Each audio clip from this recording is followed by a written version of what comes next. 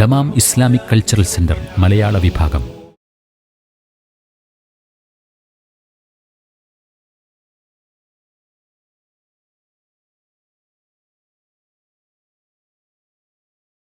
ബിസ്മില്ലാ വൽഹംദുലില്ലാ വസ്സലാത്തു വസ്സലാമു അലാ റസൂലില്ലാ വആലിഹി വസഹ്ബിഹി വമൻ വാലഹു വബഅദ്.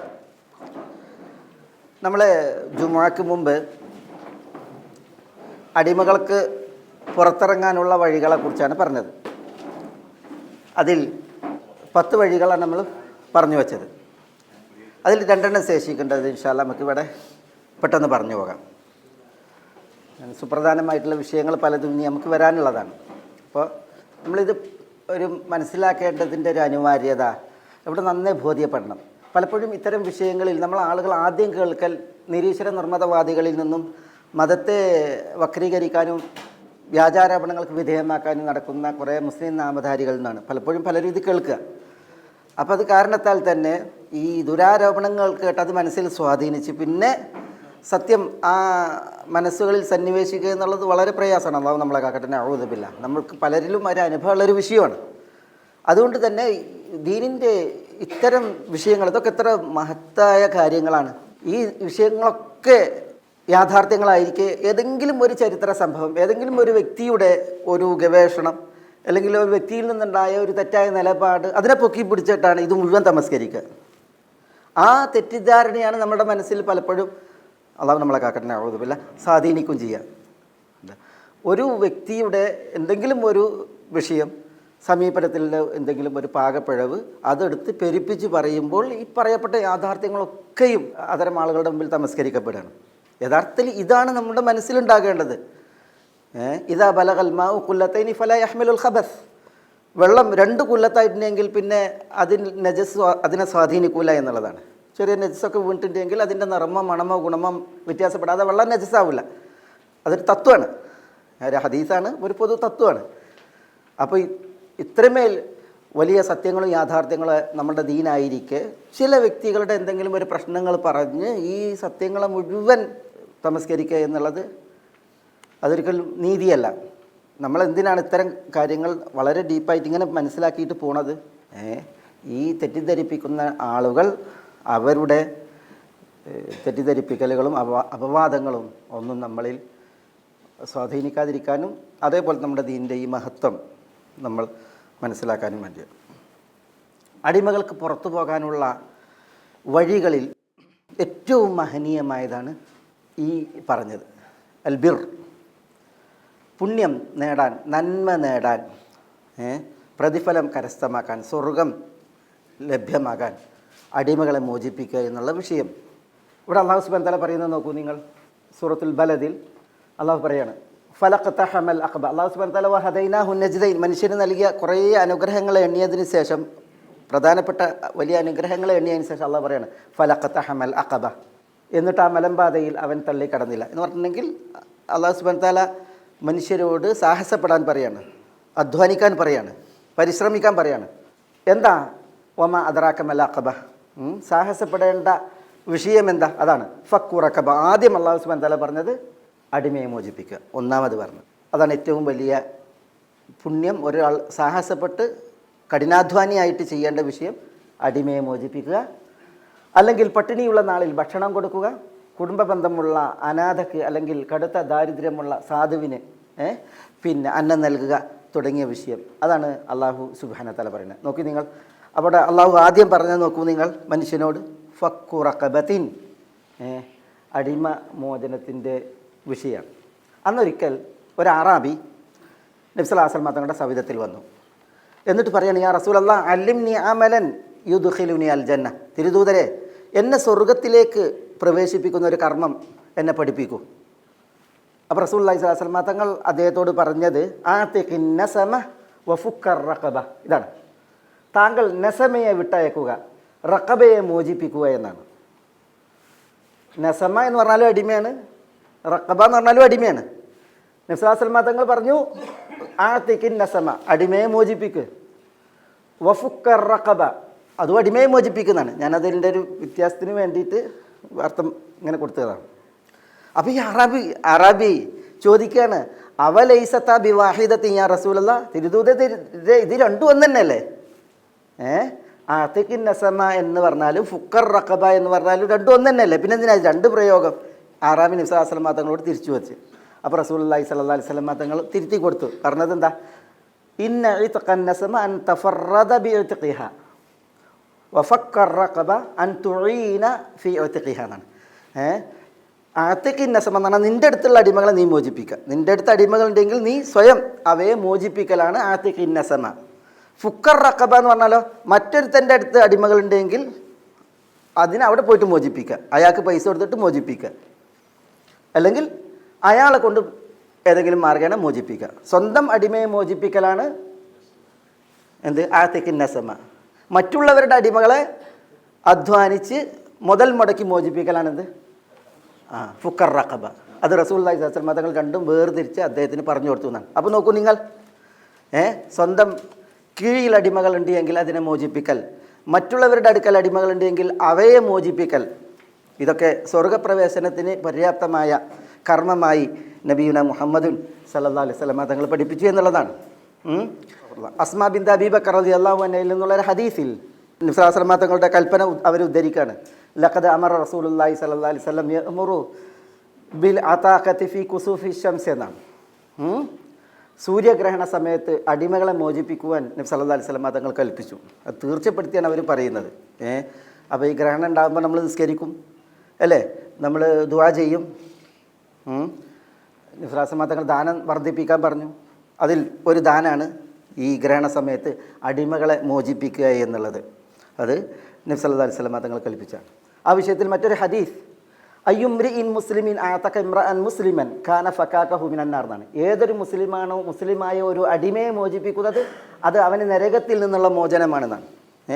ഒരാളെ മോചിപ്പിക്കുമ്പോൾ, ഒരു മുസ്ലിമിനെ മോചിപ്പിക്കുമ്പോൾ സ്വന്തം തടി നരകത്തിയിൽ നിന്ന് മോചിപ്പിക്കലാണ് എന്നാണ് നബി സല്ലല്ലാഹു അലൈഹി വസല്ലം തങ്ങൾ പറയേണ്ടായത്. അതൊരു മുസ്ലിമായ അടിമയുടെ വിഷയത്തിൽ. മൊത്തം അടിമകളുടെ വിഷയത്തിൽ നോക്കി നിങ്ങൾ നബി സല്ലല്ലാഹു അലൈഹി വസല്ലം തങ്ങൾ പറഞ്ഞത്, മൻ ആതക റഖബതൻ ആതകല്ലാഹു ബികുല്ലി ഉദ്വിൻ മിൻഹാ ഉദ്വൻ മിൻ അഅദാഇഹി മിനൻ നാർ എന്നാണ്. വല്ലവനും ഒരു അടിമയെ മോചിപ്പിച്ചാൽ ആ അടിമയുടെ ഓരോ അവയവത്തിനും ഈ മോചിപ്പിച്ചവൻ്റെ അവയവങ്ങളെ അള്ളാഹു നരകത്തിൽ നിന്ന് മോചിപ്പിക്കുമെന്നാണ്. അള്ളാഹു നമ്മളെ നരകത്തിൽ നിന്ന് കാക്കുമാറാവട്ടെ. നബി സല്ലല്ലാഹു അലൈഹി വസല്ലം തങ്ങൾ അതിൻ്റെ ആ ഒരു വിഷയം പറഞ്ഞ ഹത്ത ഫർജഹു ബി ഫർജിഹി എന്നാണ്. ലൈംഗിക അവയവത്തിന് പകരം ഇവൻ്റെ ലൈംഗിക അവയവം, മോചിപ്പിച്ചവൻ്റെ ലൈംഗിക അവയവം പോലും നരകത്തിൽ നിന്ന് മോചിപ്പിക്കും എന്ന് പറഞ്ഞെങ്കിൽ, ഒരു വ്യക്തിയെ അടിമത്തത്തിൽ നിന്ന് മോചിപ്പിച്ചിട്ടുണ്ടെങ്കിൽ ആ വ്യക്തി പേറുന്ന അവയവങ്ങളുണ്ടല്ലോ, അത്രയും അവയവം മോചിപ്പിച്ചവനുണ്ട്. അതൊക്കെ ഈ നരകത്തിൽ നിന്ന് രക്ഷപ്പെടാൻ കരണീയമായ കർമ്മമാണ് എന്നാണ് ഇവിടെ നബി സല്ലല്ലാഹു അലൈഹി വസല്ലം തങ്ങൾ പഠിപ്പിക്കുന്നത്. അടിമമോചനത്തിൻ്റെ പുണ്യത്തെ വിളിച്ചോതുന്ന ഹദീസാണിത്. ഇതേപോലെ ഇനി മറ്റൊരു കാര്യം, ഇതാണ് 12ാമത്തെ വിഷയം. അടിമകൾ അടിമത്തത്തിൽ നിന്ന് മോചിതമാകാൻ ഇസ്ലാം നിശ്ചയിച്ച നിയമമാക്കിയ വിഷയങ്ങളിൽ മറ്റൊന്നാണിത്. എന്താ? നബി സല്ലല്ലാഹു അലൈഹി വസല്ലം തങ്ങൾ പറയാണ്, സലാസുല്ല യജൂസുല്ല ഇബു ഫീഹിൻ, 3 കാര്യങ്ങളിൽ കളി തമാശ പാടില്ല. ഏതാ 3 കാര്യം? അത്തലാഖു വൻ നിക്കാഹ് വൽ ഇത്ഖ്. തലാഖ്, നിക്കാഹ്, ഇത്ഖ്, അടിമമോചനം. ഇതിലെന്ത് പാടില്ല? ഒരാൾ തമാശ പാടില്ല എന്ന് പറഞ്ഞാൽ നിക്കാഹിൻ്റെ വിഷയത്തിൽ തമാശിക്കാൻ പാടില്ല, തലാഖിൻ്റെ വിഷയത്തിൽ തമാശിക്കാൻ പാടില്ല. അത് ഭവിക്കും. അതേപോലെ തന്നെ അടിമയെ നോക്കിയിട്ട് തമാശിച്ചാൽ, അടിമനോട് ഒരാൾ തമാശയിൽ പറയുകയാണ് ഞാൻ നിന്നെ മോചിപ്പിച്ചു എന്ന് പറഞ്ഞാൽ മോചനം സാധ്യമായി, മോചനമായി. അതാണ് ഇവിടെ ഹദീസിൽ ഇമാം തബ്രാനി നിവേദനം ചെയ്യുന്ന ഈ ഹദീസ് അറിയിക്കുന്നത്. ഇവിടെ നോക്കി നിങ്ങൾ, വല്ലവരും തമാശയായി തലാഖ് ചൊല്ലുകയോ അടിമമോചനം നടത്തുകയോ ചെയ്താൽ അവൻ പറഞ്ഞതുപോലെ സംഭവിക്കും. ഇതാണ് നബി സല്ലല്ലാഹു അലൈഹി വസല്ലം തങ്ങൾ പറഞ്ഞത്, മൻ ലഇബ ബി തലാഖിൻ ഔ അതാഖിൻ ഫഹുവ കമാ ഖാൽ. അപ്പോൾ തലാഖിൻ്റെ വിഷയത്തിൽ തമാശിച്ചാൽ തലാഖ് ഭവിക്കുന്നത് പോലെ അടിമമോചനത്തിൻ്റെ വിഷയത്തിൽ തമാശിച്ചാൽ അത് ജിദ്ദുഹുൻ നജിദ്ദുൻ വ ഹസ്ലുഹുൻ നജിദ്ദുൻ എന്നറില്ലേ. കാര്യമാണ്, കളിയും കാര്യമാണ്. അടിമ സ്വതന്ത്രമാകും. ഒരജമാനന് തന്നോട് തമാശിച്ച് പറഞ്ഞിട്ടുണ്ടെങ്കിൽ ആ അടിമക്ക് അവകാശമുണ്ട് തന്നെ ഇയാൾ തമാശിച്ച് മോചിപ്പിച്ചിട്ടുണ്ട് എന്ന് തെളിവുദ്ധരിച്ചിട്ട് തൻ്റെ മോചനം വാങ്ങിക്കാൻ, അയാൾക്ക് സ്വതന്ത്രമാകാൻ എന്നുള്ളതാണ്. ഇതാണ് ഈ വിഷയത്തിൽ നമുക്ക് 12 കാര്യങ്ങൾ നമ്മൾ ഇവിടെ പഠിച്ചത്. എന്താ പറഞ്ഞത്? അടിമകൾക്ക് പുറത്തുപോയി സ്വതന്ത്രമായി ജീവിക്കാൻ ഇസ്ലാം നിശ്ചയിച്ച വഴികൾ, വരാനുള്ള വഴികൾ പലതായിരുന്നു. അത് മുഴുവൻ അല്ലാഹു സുബ്ഹാനഹു വ തആല ദീനുൽ ഇസ്ലാം തടഞ്ഞു. അടിമകളുണ്ടാകുന്ന ഒരു വഴി, അത് ഉണ്ടായിക്കൊണ്ടിരിക്കുന്ന ഒരു വഴിയാണ്, അത് നിർത്താൻ പറ്റില്ല, അതിനെ നിലനിർത്തി. പക്ഷേ അടിമകൾക്ക് വരാനുള്ള വഴികളെ മുഴുവൻ തടഞ്ഞ് പോകാനുള്ള വഴികളെ യഥേഷ്ടമാക്കി ദീനുൽ ഇസ്ലാം. ആ വഴികൾ തെളിവുകളുടെ അടിസ്ഥാനത്തിൽ ഞാൻ ക്രോഡീകരിച്ചാണ് ഈ 12 ഇങ്ങനെ. അത് ആണ് നമ്മളിവിടെ മനസ്സിലാക്കിയത്. കഫാറാത്തിൽ നമ്മളിവിടെ എഴുതിയല്ലോ, അതൊക്കെ അടിമകളെ മോചിപ്പിച്ചിട്ട് കഫാറത്തുകളാണ് നമ്മൾ എഴുതിയത്. കഫാറത്തുകൾ കുറേ ഉണ്ട്, പക്ഷേ അടിമകൾ മോചിപ്പിക്കപ്പെട്ടുകൊണ്ടുള്ള കഫാറത്തുകളാണ് നമ്മളിവിടെ എഴുതിയത്. കഫാറത്തു സിയാം, കഫാറത്തു ബിഹാർ, അതേപോലെ തന്നെ കഫാറത്തുൽ യമീൻ, കഫാറത്തുൽ ഖത്ൽ, കഫാറത്തുൽ നദർ, ഇതൊക്കെ അടിമകളെ മോചിപ്പിച്ചുകൊണ്ടുള്ള കഫാറത്തിൻ്റെ വകുപ്പുകൾ ആണ് അതിൽ എഴുതിയത്. അല്ലേ, ഓരോന്നിൻ്റെ ഉദാഹരണങ്ങളൊക്കെ പിന്നെ വരും, അല്ലെങ്കിൽ നമ്മൾ പിന്നെ കേൾക്കും. പക്ഷേ ഇതൊക്കെ നമ്മൾ പഠിച്ചു വെക്കേണ്ടതാണിത്, പഠിച്ചു വെക്കേണ്ട പോയിന്റുകളാണ് ഇതൊക്കെ.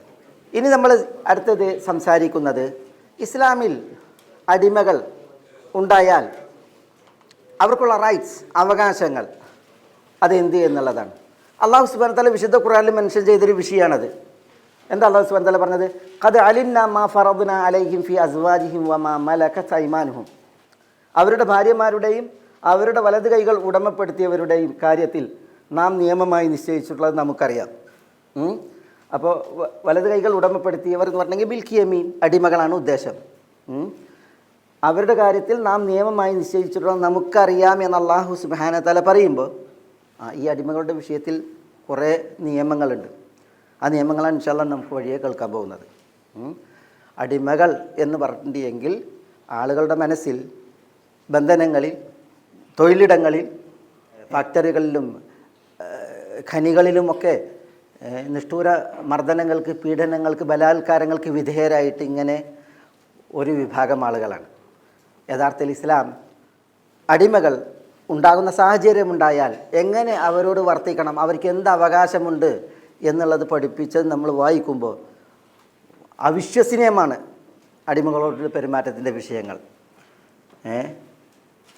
അതിൽ ഒന്നാമത്തേത് അടിമ എന്ന് വിളിക്കപ്പെടാൻ പാടില്ല എന്നുള്ളത്. ഒരടിമയെയും അടിമ എന്ന് വിളിക്കാൻ പാടുള്ളതല്ല, അടിമ സ്ത്രീ എന്ന് വിളിക്കാൻ പാടില്ല എന്നുള്ളതാണ്. നബി സല്ലല്ലാഹു അലൈഹി വസല്ലം തങ്ങൾ പറഞ്ഞത് എൻ്റെ അബ്ദ് അടിമ, എൻ്റെ അമത്ത് അടിമ പെണ്ണ് എന്ന് ആരും വിളിച്ചു പോകരുത്. നിങ്ങളെല്ലാവരും അള്ളാഹുവിൻ്റെ അടിമകളാണ്, എല്ലാ മനുഷ്യരും അള്ളാഹിൻ്റെ അടിമകളാണ്. ഒരാളെയും എൻ്റെ അടിമ എന്ന് വിളിക്കരുത്, അടിമ പെണ്ണ് എന്ന് വിളിക്കരുത്. റസൂലുള്ളാഹി സ്വല്ലല്ലാഹു അലൈഹി വസല്ലം തങ്ങൾ വിലക്കി. നിങ്ങളെല്ലാവരും അള്ളാഹിൻ്റെ അടിമകളാണ്, നിങ്ങളിലെ സ്ത്രീകൾ അള്ളാഹുവിൻ്റെ അടിയാത്തികളുമാണ്. അതുകൊണ്ട് വിളിക്കാൻ പറ്റില്ല. വിളിക്കേണ്ടത് പറഞ്ഞു കൊടുത്ത് ഗുലാമി എന്ന് വിളിക്കാം, അല്ലെങ്കിൽ ഫത്താ എന്ന് വിളിക്കാം. അതൊരു ഇകഴ്ത്തലിൻ്റെ പ്രയോഗമല്ല ഗുലാം എന്നുള്ളതും ഫത്ത എന്നും ഒക്കെ വിളിക്കുന്നത്, മനസ്സിലല്ലേ? ഇപ്പോൾ മൂസ അലൈഹി സ്വലാത്തു വസ്സലാം ഖദിർ അലൈഹി സ്വലാത്തു വസ്സലാമയോട് ജ്ഞാനം അന്വേഷിച്ച് പോയ യാത്ര ഉണ്ടോ? അതിൽ യാത്രയിൽ മൂസ അലൈഹി സ്വലാത്തു വസ്സലാമയുടെ കൂടെ ആരാ? വൈദ് ഖാല മൂസ ലി ഫതാഹു, മൂസ തൻ്റെ ഫത്തയോട് പറഞ്ഞു എന്നാണ്. ഫത്ത ആരാ? ഫത്ത ഒരു നബിയാണ്. യൂഷ ബിൻ നൂൻ, യൂഷ ബിൻ നൂനെ ഫത്ത എന്നാണ് പറഞ്ഞത്. അങ്ങനെ ഫത്ത എന്ന് പ്രയോഗിക്കാൻ പറഞ്ഞു, ഫത്താത്ത് പെണ്ണാണിയെങ്കിൽ. അതുപോലെ ഗുലാം എന്ന് വിളിക്കാൻ പറഞ്ഞു. ഗുലാമും ഒരു ഇകഴ്ത്തലിൻ്റെ പ്രയോഗമൊന്നുമല്ല. ഗുലാം എന്ന് പറഞ്ഞിട്ടുണ്ടെങ്കിൽ പിന്നെ അത് ഭാഷയിൽ നബി സല്ലല്ലാഹു അലൈഹി വസല്ലമ തങ്ങളെ മൂസ അലൈഹി സ്വലാത്തു വസ്സലാം മിറാജിൻ്റെ രാവിൽ സന്ധിക്കുമ്പോഴുണ്ടല്ലോ, മൂസ അലൈഹി സ്വലാത്തു വസ്സലാം കരയുന്ന ഒരു വിഷയമുണ്ട്. അപ്പോൾ ആ കരച്ചിലിൻ്റെ വിഷയത്തിൽ മൂസ അലൈഹി സ്വലാത്തു വസ്സലാം പ്രയോഗിക്കുന്നുണ്ട്, എൻ്റെ കാലശേഷം വരുന്ന ഒരു ഗുലാം, അദ്ദേഹത്തിന് തന്നേക്കാൾ സ്വീകാര്യത അനുയായി വൃന്ദം കൂടുതൽ എന്ന് പറഞ്ഞിട്ടാണ് മൂസ അലൈഹി സ്വലാത്തു വസ്സലാമയുടെ ആ ഒരു പരിഭവം വരുന്നത്. അവിടെ ഗുലാം എന്നാണ് പറഞ്ഞത്, മനസ്സിലായില്ലേ? അപ്പോൾ അത്തരം പ്രയോഗങ്ങൾ ഗുലാം പ്രയോഗിക്കാം, ഫത്ത പ്രയോഗിക്കാം, പക്ഷേ ഒരിക്കലും അടിമയാണ് എൻ്റെ അടിമ എന്ന് വിളിക്കാൻ പാടില്ല, അടിമ പെണ്ണ് എന്ന് വിളിക്കാൻ പാടില്ല. അത് ഇസ്ലാം വിലക്കി. നോക്കി നിങ്ങൾ, പിന്നെന്താ വിളിക്കുക? അല്ല, പിന്നെ ആരാണ് തൻ്റെ കീഴിൽ ഒരു വ്യക്തി വന്നാൽ ആരാണ്? നബി സല്ലല്ലാഹു അലൈഹി വസല്ലം തങ്ങൾ പറഞ്ഞത് അൽ മംലൂക്ക് അഹൂക എന്നാണ്. അടിമ താങ്കളുടെ സഹോദരനാണ്. ഇഖ്വാനുക്കും ഖവലുക്കും, നിങ്ങളുടെ അടിമകൾ നിങ്ങളുടെ സഹോദരങ്ങളാണ്. നബി സല്ലല്ലാഹു അലൈഹി വസല്ലം തങ്ങൾ അടിമ ഉടമ അവരുടെ ബന്ധം സാഹോദര്യമായിട്ടാണ് വിശേഷിപ്പിച്ചത്. ഇങ്ങനെയാണ് നബി സല്ലല്ലാഹു അലൈഹി വസല്ലം തങ്ങൾ പ്രയോഗിച്ചത്. അടിമ സഹോദരനാണ്, അടിമകൾ സഹോദരങ്ങളാണ്. ഇതൊക്കെ സഹിയായി വന്ന ഹദീസിൻ്റെ ഓരോ ഭാഗങ്ങളാണ്. അതിൻ്റെ പ്രയോഗം ഹദീസിനി നമുക്ക് വരും. ഈ സാഹോദര്യം എന്ന് പറഞ്ഞിട്ടുണ്ടെങ്കിൽ അത് നബി സല്ലല്ലാഹു അലൈഹി വസല്ലം തങ്ങളുടെ വർത്തനങ്ങൾ ഇവിടെ പ്രത്യേകം നമ്മൾ മനസ്സിലാക്കണം. നബി സല്ലല്ലാഹു അലൈഹി വസല്ലം തങ്ങൾക്കും ഈ മൗലന്മാരുണ്ടായിരുന്നു. മോചിപ്പിച്ചതിന് ശേഷം അവർക്ക് പറയുന്ന പേരാണ് മൗല. ഉടമക്കും മൗല എന്ന് പറയും, അടിമക്കും മൗല എന്ന് പറയും. ഒരേ പേരാ. നബി സല്ലല്ലാഹു അലൈഹി വസല്ലം തങ്ങളുടെ മൗലന്മാരിൽ ഒരാളാണല്ലോ ഉസാമ ഇബ്നു സെയ്ദ് നമ്മൾ നേരത്തെ പറഞ്ഞു. അദ്ദേഹത്തിൻ്റെ പുത്രൻ ഉസാമ റളിയല്ലാഹു തആല അൻഹു. അദ്ദേഹത്തിൻ്റെ തൊലിപ്പുറം അല്പം നിറം മങ്ങി കറുപ്പായി കാണപ്പെട്ടിരുന്നു. ഉസാമ റളിയല്ലാഹു തആല അൻഹുവിൻ്റെ ചരിത്രം വായിക്കുമ്പോൾ ഒരിക്കൽ ഇബ്നു മാജ നിവേദനം ചെയ്യുന്ന ഹദീസിൽ ഈ ഉസാമ ഓടി വന്നപ്പോൾ വാതിൽപ്പടി ഉണ്ടല്ലോ അതിന്മേൽ തടഞ്ഞാണ്ട് വീണ്. അങ്ങനെ അദ്ദേഹത്തിൻ്റെ തല പൊട്ടി രക്തം കിനിഞ്ഞ്. അപ്പോൾ റസൂലുള്ളാഹി സ്വല്ലല്ലാഹു അലൈഹി വസല്ലം തങ്ങൾ ആയിഷ റളിയല്ലാഹു അൻഹ അടുത്തുണ്ടായിരുന്നു. ആയിഷയോട് പറഞ്ഞു, അമീത്തി അൻഹുലാദ, ഇത് തുടച്ചു കൊടുക്കാൻ പറഞ്ഞു. വീണ അടയാളമുണ്ട്, മണ്ണായിട്ടുണ്ടാകും, പിന്നെ ചോരയും. അപ്പോൾ ആയിഷ റളിയല്ലാഹു തആല അൻഹ എന്ത് ചെയ്ത് അവർക്കൊരു പ്രയാസം അത് തുടക്കാൻ. ചിലപ്പോൾ രക്തം കണ്ടിട്ടായിരിക്കാം, എന്തായാലും അവർക്കൊരു പ്രയാസം. ആയിഷ റളിയല്ലാഹു തആല അൻഹ പറയാണ്. അപ്പം നബി സല്ലല്ലാഹു അലൈഹി വസല്ലം തങ്ങൾ എന്താ ചെയ്ത്, ഫജഅല യമുസ്സുദ്ദമ ബിഫമിഹി സുമ്മ യമുജുഹു എന്നാണ്. നബി സല്ലല്ലാഹു അലൈഹി വസല്ലം തങ്ങൾ ഉസാമയുടെ തലയിൽ നിന്ന് പൊട്ടിയൊഴുകുന്ന ആ രക്തം തൻ്റെ വായ കൊണ്ട് വലിച്ചെടുത്തു. മസ്സ എന്ന് പറഞ്ഞാൽ അത് നക്കിയെടുത്തു. എന്നിട്ട് നബി സല്ലല്ലാഹു അലൈഹി വസല്ലം തങ്ങൾ അത് തുപ്പാൻ തുടങ്ങിയെന്നാണ്. ഫജഅല യമുസ്സുദ്ദമ അൻ വജിഹി ബിഫമിഹി സുമ്മ യമുജുഹു. എന്നിട്ട് ആയിഷ റളിയല്ലാഹു അൻഹയോട് റസൂലുള്ളാഹി ഒരു കൗതുകം പറയാണ്, ലൗ കാനത് ഉസാമ ജാരിയതൻ ലകസൗതുഹു വലഹല്ലൈതുഹു എന്നാണ്. ഉസാമ ഒരു പെൺകുട്ടിയായിരുന്നുവെങ്കിൽ ഞാൻ നല്ല ഉടുപ്പുകൾ ധരിപ്പിക്കുമായിരുന്നു, ആഭരണങ്ങൾ ധരിപ്പിക്കുമായിരുന്നു എന്നൊക്കെ പറഞ്ഞതാണ്. എന്നെ ചെറിയ കുട്ടിയാണ്. അപ്പോൾ ഒരു പെൺകുട്ടിയായിരുന്നെങ്കിൽ നല്ലൊരു ഉടുപ്പൊക്കെ ഇട്ടെടുത്ത് ആഭരണങ്ങളൊക്കെ ധരിപ്പിച്ച് ഞാൻ ഓമനിക്കുമായിരുന്നു എന്ന് വരെ ഉസാമയുടെ വിഷയത്തിൽ നബി സല്ലല്ലാഹു അലൈഹി വസല്ലം തങ്ങൾ പറയുന്നുണ്ടായിരുന്നു. ഒരു അടിമ, ആ അടിമയോടുള്ള ആ വർത്തനം, അതാണ് നമ്മളിവിടെ വായിക്കുന്നത്. അതാണ് ഇസ്ലാമിൻ്റെ സാഹോദര്യം, അടിമയും ഉടമയും തമ്മിലുള്ള ബന്ധത്തിൻ്റെ വിഷയത്തിൽ. അങ്ങനെയാണ് നബി സല്ലല്ലാഹു അലൈഹി വസല്ലം തങ്ങൾ ഈ പ്രഖ്യാപനം മാത്രമല്ല, ഈ പ്രഖ്യാപനത്തെ അന്വർത്ഥമാക്കുന്ന പെരുമാറ്റങ്ങളായിരുന്നു നബി സല്ലല്ലാഹു അലൈഹി വസല്ലം തങ്ങളിൽ നിന്നുണ്ടായിരുന്നത്. ഹസൻ എന്ന പൗത്രരെ കാലിൻ്റെ ഒരു തുടയിൽ വെക്കും. ഉസാമ എന്ന ഈ മൗലയെ മറ്റേ കാൽ തുടയിൽ വെച്ചിട്ട് നബി സല്ലല്ലാഹു അലൈഹി വസല്ലം തങ്ങൾ അണച്ചുപൂട്ടി, അല്ലാഹുമ്മ ഇന്നി ഉഹിബ്ബുഹുമ ഫഅഹിബ്ബഹുമ, അല്ലാഹുവേ ഇവരെ രണ്ടുപേരെയും ഞാൻ ഇഷ്ടപ്പെടുന്നു, ഇവരെ ഇരുവരെയും നീ ഇഷ്ടപ്പെടണമേ എന്ന് നബി സല്ലല്ലാഹു അലൈഹി വസല്ലം തങ്ങൾ ദുആ ചെയ്യാറുണ്ടായിരുന്നു എന്നാണ്. വലിയ ചരിത്രങ്ങളാണ് ഈ അടിമകളുടെ വിഷയത്തിൽ. സ്വന്തം മൗലാത്തായ ഉമ്മു ഐമൻ ബറക റളിയല്ലാഹു തആല റസൂലുള്ളാഹി ഉമ്മ എന്ന് വിളിച്ചായിരുന്നു പരിചരിച്ചിരുന്നത്, അവരെ അഭിസംബോധന ചെയ്തിരുന്നത്. നബി സല്ലല്ലാഹു അലൈഹി വസല്ലം തങ്ങളുടെ ചരിത്രങ്ങളൊക്കെ ആ വിഷയത്തിൽ യഥേഷ്ടാണ്. അടിമകളുടെ അവകാശങ്ങളിൽ നമ്മൾ മനസ്സിലാക്കുന്ന രണ്ടാമത്തെ കാര്യം, അവരുടെ കഴിവിന് അതീതമായത് കൽപ്പിക്കരുത് എന്നാണ്. അതിന് നബി സല്ലല്ലാഹു അലൈഹി വസല്ലം തങ്ങൾ പറഞ്ഞു, വലാ തുകല്ലിഫുഹും മാ യഗ്ലിബുഹും ഫഇൻ കല്ലഫ്തുമൂഹും ഫഅഈനുഹും അലൈഹി എന്നാണ്. ഒരിക്കലും അടിമകൾക്ക് താങ്ങാനാവാത്തത് അവരോട് കൽപ്പിക്കരുത്, നിർബന്ധിക്കരുത്. അവരോട് നിങ്ങൾ കൽപ്പിച്ചിട്ടുണ്ടെങ്കിൽ ആ വിഷയത്തിൽ അവരെ സഹായിക്കണം എന്നാണ് ഉടമകളോട് റസൂലുള്ളാഹി സ്വല്ലല്ലാഹു അലൈഹി വസല്ലം തങ്ങളുടെ വസിയത്ത്. ഇതേപോലെ അടിമകൾക്ക് ഭക്ഷണം നൽകണം, വസ്ത്രവും എന്നുള്ളതാണ്. ആ വിഷയത്തിൽ ഹദീസ് നോക്കി നിങ്ങൾ, ഇബ്നു ഹിബ്ബാൻ്റെ ഹദീസാണ്. ലിൽ മംലൂക്കി തആമുഹു വ കിസ്വതുഹു, അടിമക്ക് ഭക്ഷണവും വസ്ത്രവും അവകാശമായുണ്ട്. പിന്നെ വലാ യുകല്ലഫു ഇല്ലാ മാ യുതീഖ്, താങ്ങാനാവാത്തതല്ലാതെ അവനോട് കൽപ്പിക്കരുത്. ഫൈൻ കല്ലഫ്തുമൂഹും ഫഅഈനുഹും, ഇനി അവരോട് കൽപ്പിച്ചിട്ടുണ്ടെങ്കിൽ അവരെ ആ കൽപ്പിച്ചതെടുക്കാൻ സഹായിക്കണം. വലാ തുഅദ്ദിബു ഇബാദല്ലാഹ്, അള്ളാഹുവിൻ്റെ അടിമകളെ നിങ്ങൾ ശിക്ഷിക്കരുത്, പീഡിപ്പിക്കരുത്. ഖൽഖൻ അംസാലക്കും, നിങ്ങളെപ്പോലുള്ള പടപ്പുകളാണ് അവരും. അടിമകളുടെ വിഷയത്തിൽ നബി സല്ലല്ലാഹു അലൈഹി വസല്ലം തങ്ങൾ പറഞ്ഞാണിത്. അവരും നിങ്ങളെപ്പോലത്തെ സൃഷ്ടികളാണ്, അതുകൊണ്ട് അവരെ പീഡിപ്പിക്കരുതേ എന്ന് നബി സല്ലല്ലാഹു അലൈഹി വസല്ലം തങ്ങൾ വസിയത്ത് ചെയ്തു. നോക്കി നിങ്ങളിവിടെ അടിമകളുടെ അവകാശത്തിൽ അവരെ കൂടെ ഇരുത്താനാണ് പറഞ്ഞത്. ഉടമകൾ അടിമകളെ കൂടെ ഇരുത്താൻ. അതിൽ കണ്ട ഹദീസ്, ഇദാ സനഅ ലി അഹദികും ഖാദിമുഹു തആമഹു സുമ്മ ജാഅഹു ബിഹി ഫൽയുജ്ലിസുഹു ഫലിയകുൽ മഅഹു. ഭക്ഷണം ഉണ്ടാക്കിയിട്ട് അടിമ കൊണ്ടുവരുമ്പോൾ ആ ഭൃത്യനെ കൂടെ ഇരുത്തണം, എന്നിട്ട് അവനോടൊപ്പം തിന്നണം. ഫലിയകുലു മഅഹു എന്നാണ്. ഫഇൻ അബ, ഇനി ഭൃത്യൻ വിസമ്മതിച്ചാൽ നബി സല്ലല്ലാഹു അലൈഹി വസല്ലം തങ്ങൾ പറയാണ്, ഫലിയുനാവിലുഹു ലുഖ്മതൻ ഔ ലുഖ്മതൈനി, 1-2 ഉരുളകൾ ആ ഭക്ഷണത്തിൽ നിന്ന് പെറുക്കിയിട്ട് അവന് കൊടുത്ത് നൽകണം എന്നാണ്.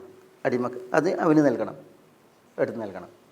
എന്നിട്ട് റസൂലുള്ള പറയണം, അവനാണല്ലോ അത് പാകം ചെയ്യുമ്പോഴുള്ള ചൂടും പുകയും പ്രയാസവും അധ്വാനവും ഒക്കെ അനുഭവിച്ച്. അതുകൊണ്ട് തന്നെ കൊണ്ടുവന്നിട്ടുണ്ടെങ്കിൽ, ഭക്ഷണം കൊണ്ടുവന്നിട്ടുണ്ടെങ്കിൽ കൂടെ ഇരുത്തണം, എന്നിട്ട് ഒപ്പം ഇരുന്ന് തിന്നണം. ഇനി അവൻ വിസമ്മതിക്കുകയാണെങ്കിൽ ഉരുള എടുത്തിട്ട് അവനെ പായിപ്പിക്കുകയല്ല, പിന്നെ അവൻ ഇരിക്കാൻ കൂട്ടാക്കണില്ല എങ്കിൽ 1-2 ഉരുളകൾ എടുത്തിട്ട് അവൻ്റെ കയ്യിൽ കൊടുക്കണം എന്നാണ് നബി സല്ലല്ലാഹു അലൈഹി വസല്ലം തങ്ങൾ പറഞ്ഞത്.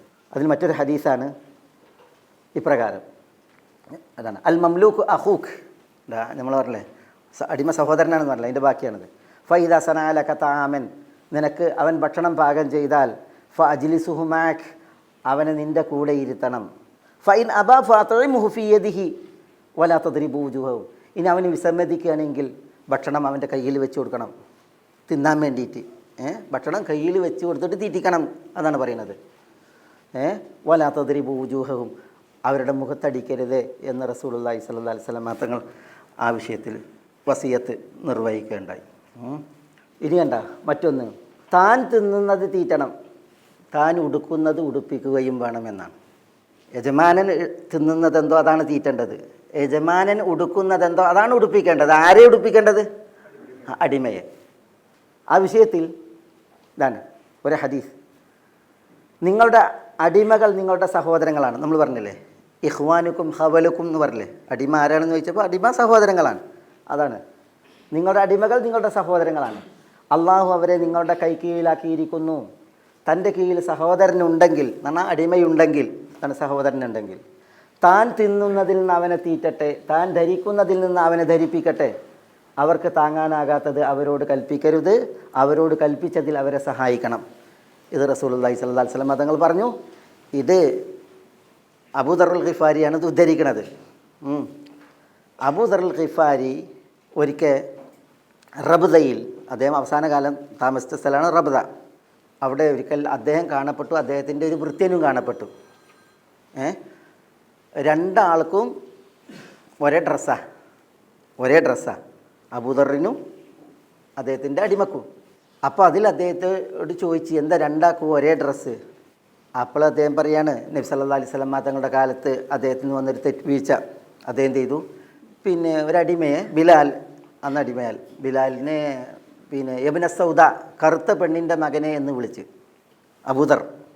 അപ്പോൾ ബിലാൽ റളിയല്ലാഹു തആല നബി സല്ലല്ലാഹു അലൈഹി വസല്ലം തങ്ങളുടെ അടുക്കലേക്ക് ഓടി ചെന്നിട്ട് ഈ വിഷയം പറഞ്ഞ് അബൂദർ എന്നിങ്ങനെ ആക്ഷേപിച്ചു എന്നുള്ളത്. അപ്പോൾ അബൂദറിനെ റസൂലുള്ളാഹി സ്വല്ലല്ലാഹു അലൈഹി വസല്ലം തങ്ങൾ ശകാരിച്ചതാണ്. ബിലാൽ ചെന്ന് ഇത് സങ്കടപ്പെട്ടപ്പോഴത്തേക്ക് അബൂദർ ഓടി നബി സല്ലല്ലാഹു അലൈഹി വസല്ലം തങ്ങളുടെ അടുക്കൽ മുട്ടുകുത്തി നിന്നിട്ടുണ്ട്. കാരണം അബൂദറിന് അറിയാം എന്തായിരിക്കും പ്രതികരണം എന്നുള്ളത്. മുട്ടുകുത്തി നിന്നു. പക്ഷേ റസൂലുള്ളാഹി സ്വല്ലല്ലാഹു അലൈഹി വസല്ലം തങ്ങൾ അബൂദറിനോട് പറഞ്ഞത്, അയ്യർതഹു ബി ഉമ്മിഹി ഇന്നക ഇംറുഉൻ ഫീക ജാഹിലിയ എന്നാണ്. യാ അബൂദർ അയ്യർതഹു ബി ഉമ്മി ഇന്നക ഇംറുഉൻ ഫീക ജാഹിലിയ. അദ്ദേഹത്തിൻ്റെ ഉമ്മയെ പരാമർശിച്ച് നിങ്ങൾ അദ്ദേഹത്തെ ആക്ഷേപിച്ചോ? നിങ്ങളിൽ ജാഹിലിയത്ത് കുടിക്കൊള്ളുന്നു എന്നാണ് നബി സല്ലല്ലാഹു അലൈഹി വസല്ലം തങ്ങൾ പറഞ്ഞ അബൂദറിനോട്. എന്നിട്ടാണ് നബി സല്ലല്ലാഹു അലൈഹി വസല്ലം തങ്ങൾ ഇത് പറഞ്ഞത്. നിങ്ങളുടെ അടിമകൾ നിങ്ങളുടെ സഹോദരങ്ങളാണ്, നിങ്ങളുടെ കൈക്കീഴിൽ അള്ളാഹു അവരെ നിശ്ചയിച്ചിരിക്കുന്നു. എന്നിട്ട് ഫമൻകാന അഹൂഹു തഹ്ത യദിഹി എന്നാണ്. ഫമൻകാന അബ്ദുഹു എന്നല്ല, മംലൂക്കുഹു എന്നല്ല. തൻ്റെ സഹോദരൻ ഒരാളുടെ കീഴിലുണ്ട് എങ്കിൽ, അടിമ കീഴിലുണ്ടെങ്കിൽ എന്ന ഉദ്ദേശത്തിൽ ഫലിയത്ഉമുഹു മിമ്മാ യഅകുൽ വയുൽബിസുഹു മിമ്മാ യൽബിസ്. തിന്നുന്നത് തീറ്റണം, താൻ ഉടുക്കുന്നത് ഉടുപ്പിക്കണം, അവർക്ക് കഴിയാത്തത് കൽപ്പിക്കരുത്. ഇനി കൽപ്പിച്ചിട്ടുണ്ടെങ്കിൽ ഇതിന് അവരെ സഹായിക്കണം. മുതലാളി ഉടമസ്ഥൻ തൊഴിലാളി അടിമയെ സഹായിക്കണം എന്ന് നബി സല്ലല്ലാഹു അലൈഹി വസല്ലം തങ്ങൾ പറഞ്ഞ് ആ ഉപദേശത്തിൻ്റെ ചൂടാണ്, അതിൻ്റെ സ്വാധീനമാണ്. അബൂദർ റളിയല്ലാഹു അൻഹു മരിക്കോളം അടിമക്കും അദ്ദേഹത്തിനും ഒരേ ഡ്രസ്സാണ്. ഒരേ വസ്ത്രവിധാനമായിരുന്നു എന്നുള്ളതാണ് അവിടെ ആ ചരിത്രത്തിൽ നമുക്ക് മനസ്സിലാക്കാനുള്ളത്. ഇത് അതിൽ മറ്റൊരു സംഭവമാണ്. ഒരിക്കൽ ഉബാദത്ത് ബിൻ സാമിത്ത് റളിയല്ലാഹുവിൻ്റെ പേരക്കുട്ടി ഒരു ഉബാദ ഇബ്നുൽ വലീദ്, അദ്ദേഹം പഠിക്കാൻ വേണ്ടിയിട്ട് പോവുകയാണ്. അൻസാരികളിൽ നിന്ന് ശേഷിക്കുന്നവരിൽ നിന്ന് നമുക്ക് അറിവ് സ്വീകരിക്കാം എന്ന് പറഞ്ഞിട്ട് വാപ്പി മകനും പോവുകയാണ്. അങ്ങനെ പിന്നെ ഉബാദയും വലീദ് ബിൻ ഉബാദയും കൂടി പോവുകയാണ്. അങ്ങനെ അവരെവിടെ എത്തി? അബുൽ യസർ റളിയല്ലാഹുവിൻ്റെ അടുക്കലെത്തി. അബുൽ യസർ സഹാബിയാണ്, അൻസാരിയാണ്. അബുൽ യസറും ഉണ്ട്, കൂടെ അദ്ദേഹത്തിൻ്റെ അടിമയുണ്ട്, ഗുലാമുണ്ട്. അബുൽ യസർ ഒരു തുണി എടുത്തിട്ടുണ്ട്, അതേപോലെ തന്നെ അദ്ദേഹത്തിന് ഒരു പൊതയുണ്ട്. അദ്ദേഹത്തിൻ്റെ അടിമയുണ്ട്, അടിമക്കും ഇതേപോലെ ഒരു തുണി ഒരു പൊതയാണ്. അതാണ് ബുർദ മആഫിരി എന്ന് പറയുന്നത്. യഥാർത്ഥത്തിൽ ഈ പുതച്ചതുണ്ടല്ലോ രണ്ടും ഒരാക്കാക്കി, ഈ തുണി രണ്ടും ഒക്കെ ഒരാക്കാക്കിയിട്ടുണ്ടെങ്കിൽ രണ്ടാക്കും ഓരോ നല്ല ഡ്രസ്സ്, പൂർണ്ണ ഡ്രസ്സിന് വകുപ്പുണ്ട്. ഇപ്പോൾ ഒരു മആഫിരി പിന്നെ ഒരു ബുർദയാണ്. ഈ മആഫിരി രണ്ടാക്കുള്ളത് ഒരാൾ ആക്കിയിട്ടുണ്ടെങ്കിൽ അയാൾക്ക് നല്ലൊരു ഡ്രസ്സായി, പൂർണ്ണ ഡ്രസ്സ്. ബുർദ ഒരാൾക്കാക്കുകയാണെങ്കിൽ അയാൾക്ക് പൂർണ്ണ ഒരു ഡ്രസ്സ് ഉണ്ടാക്കാം. പക്ഷേ ഇതെന്താ, ഇത് രണ്ടാക്കും ഓരോ ബുർദയാണ്, രണ്ടാക്കും ഓരോ മആഫിരിയാണ്, രണ്ട് തരം വസ്ത്രം. അപ്പോൾ ഈ വലീദ് ബിൻ ഉബാദയും മകൻ ഉബാദയും അവർ ഈ ആശയം പറഞ്ഞു കൊടുത്ത് ഇതൊന്ന് അങ്ങോട്ടും കൊണ്ട് ചേഞ്ച് ആക്കിയിട്ടുണ്ടെങ്കിൽ രണ്ടാക്കും, ഉടമക്കും അടിമക്കും നല്ല പൂർണ്ണ ഓരോ ഡ്രസ്സ് ഹുല്ല ആവുമല്ലോ എന്ന് പറഞ്ഞു കൊടുത്ത്. അപ്പോൾ അബുൽ യസർ ഉടമസ്ഥൻ അദ്ദേഹം പറയാണ്, അള്ളാഹുവിൻ്റെ റസൂൽ സല്ലല്ലാഹു അലൈഹി വസല്ലം തങ്ങൾ പറഞ്ഞത് എൻ്റെ കാത് കേട്ടതും എൻ്റെ കണ്ണ് കണ്ടതുമായിട്ടുള്ളൊരു വിഷയം എന്ന് പറഞ്ഞിട്ടാണ് പറയുന്നത്. അത് പറയുന്നതിന് മുമ്പ് അല്ലാഹുമ്മ ബാരിക് ഫീഹി, അബുൽ യസർ പറയാണ് അടിമക്ക് വേണ്ടിയിട്ട്, അള്ളാഹുവേ അദ്ദേഹത്തിൽ നീ ബർക്കത്ത് അരുളയണമേ, അടിമക്ക് വേണ്ടിയിട്ട് ദുആ ചെയ്തിട്ടാണ് പിന്നെ ഇത് പറയുന്നത്. എന്താ നബി സല്ലല്ലാഹു അലൈഹി വസല്ലം തങ്ങൾ പറഞ്ഞത് അത്ഇമൂഹു മിമ്മാ തഅകുലൂൻ, നിങ്ങൾ തിന്നുന്നത് നിങ്ങളുടെ അടിമകളെ തീറ്റണം. വ അൽബിസൂഹു മിമ്മാ തൽബസൂൻ, നിങ്ങൾ ധരിക്കുന്നത് നിങ്ങൾ അവരെ ധരിപ്പിക്കണം. ഇത് റസൂലുള്ളാഹി സ്വല്ലല്ലാഹു അലൈഹി വസല്ലം തങ്ങൾ പറഞ്ഞതുകൊണ്ടാണ് ഞാൻ ധരിക്കുന്നത് അദ്ദേഹത്തെ ധരിപ്പിച്ചത് എന്ന് അബുൽ യസർ പറയാണ്. എന്നിട്ട് അനുബന്ധം പറഞ്ഞെന്താ, വകാന ഇൻ അൻ ഉഅതിയഹു മിൻ മതാഇ ദുനിയ അഹ്വന അലയ്യ മിൻ അൻ യഅഖുദ മിൻ ഹസനാതി യൗമൽ ഖിയാമ എന്നാണ്. എൻ്റെ ദുനിയാവിലെ വിഭവങ്ങൾ അദ്ദേഹം എടുത്തു കൊണ്ടുപോകലാണ് ആഖിറത്തിൽ എൻ്റെ ഹസനത്തുകൾ നന്മകൾ വന്നെടുക്കുന്നതിനേക്കാൾ എനിക്ക് നിസ്സാരം. ദുനിയാവിൽ എൻ്റെ ദുനിയാവ് എന്താണോ അത് അദ്ദേഹം കൊണ്ടുപോയിക്കോട്ടെ, ആര്? ഈ വൃത്യൻ, ഈ അടിമ കൊണ്ടുപോയിക്കോട്ടെ. ആഖിറത്തിൽ വന്നിട്ട് എൻ്റെ ഹസനാത്തുകൾ അദ്ദേഹം കൈയിട്ട് വരാൻ വന്നിട്ടുണ്ടെങ്കിൽ അതെനിക്ക് താങ്ങാനാവാത്തതാണ് എന്ന് അബുൽ യസർ പറഞ്ഞു എന്നാണ്.